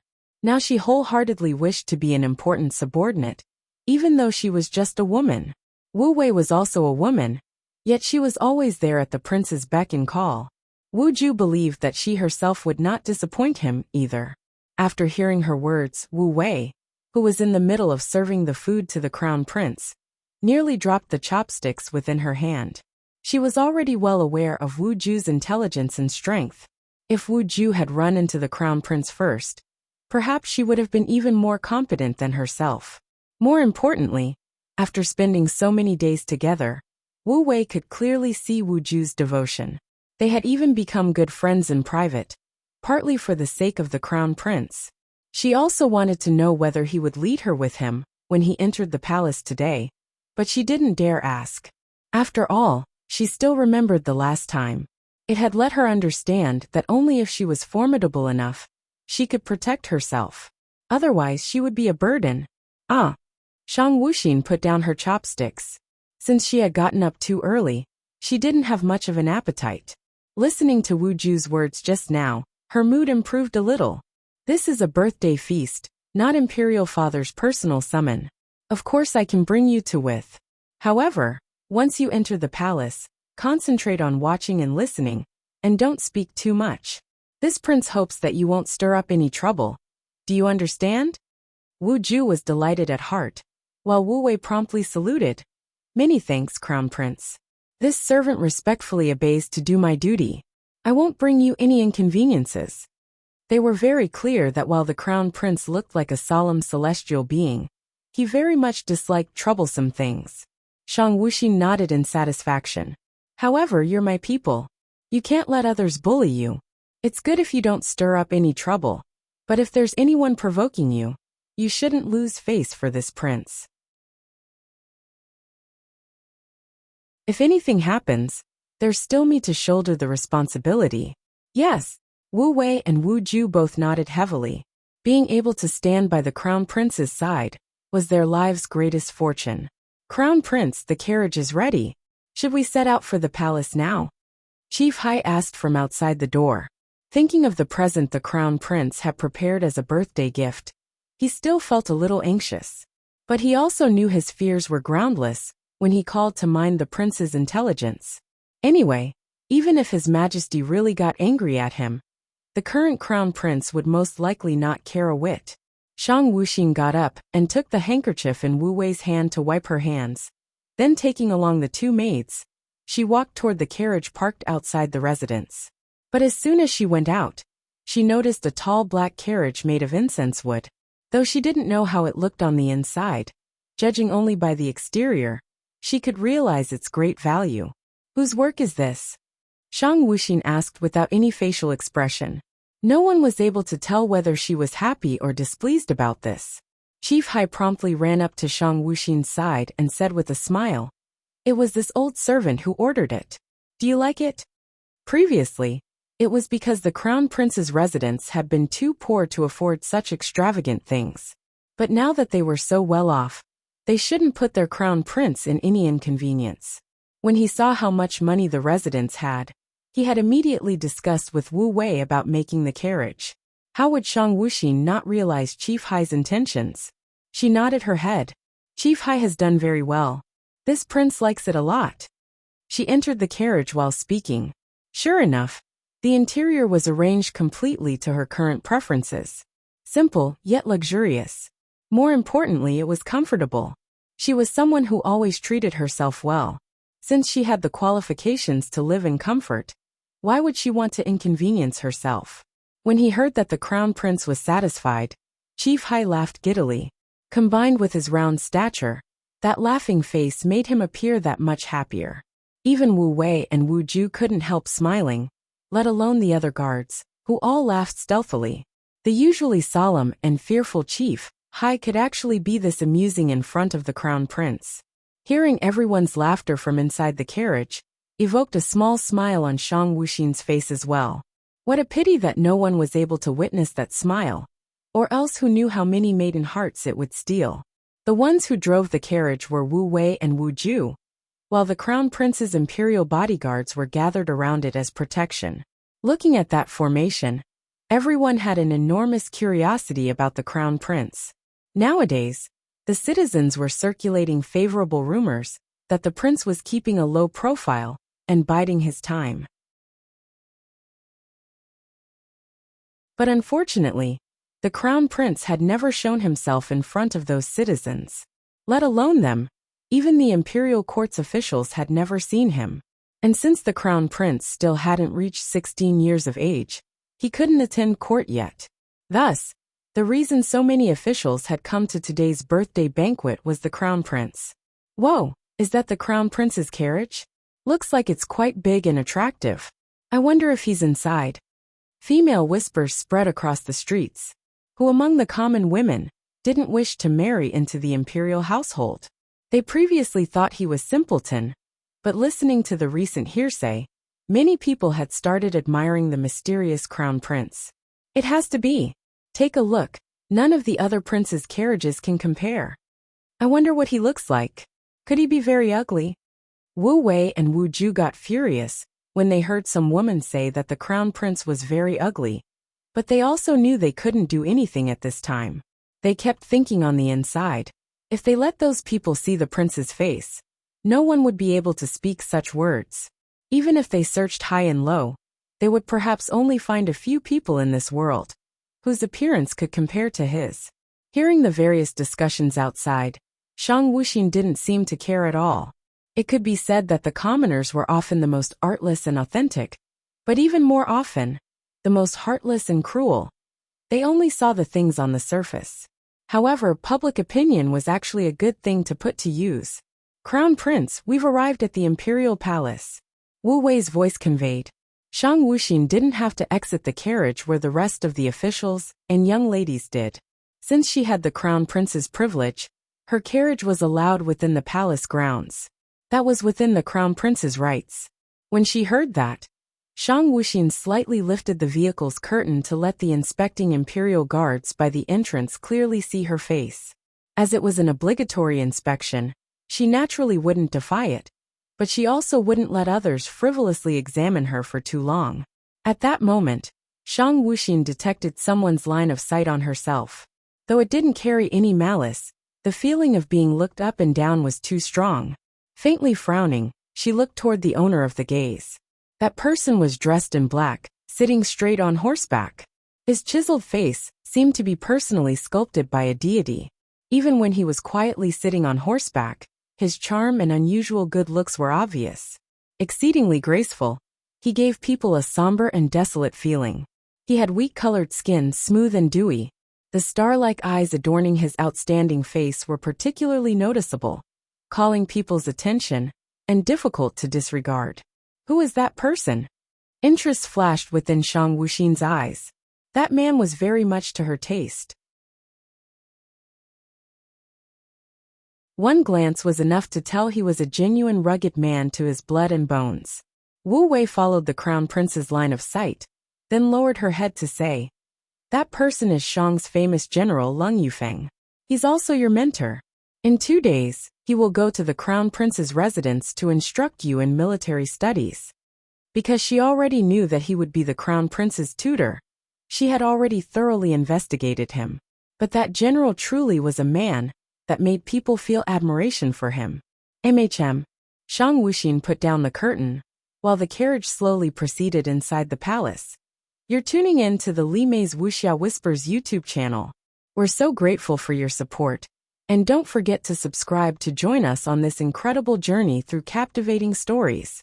Your generosity through donations truly makes a world of difference, as it's the primary source of revenue that allows me to expand and enhance this channel for you. Thank you from the bottom of my heart for being a part of this adventure.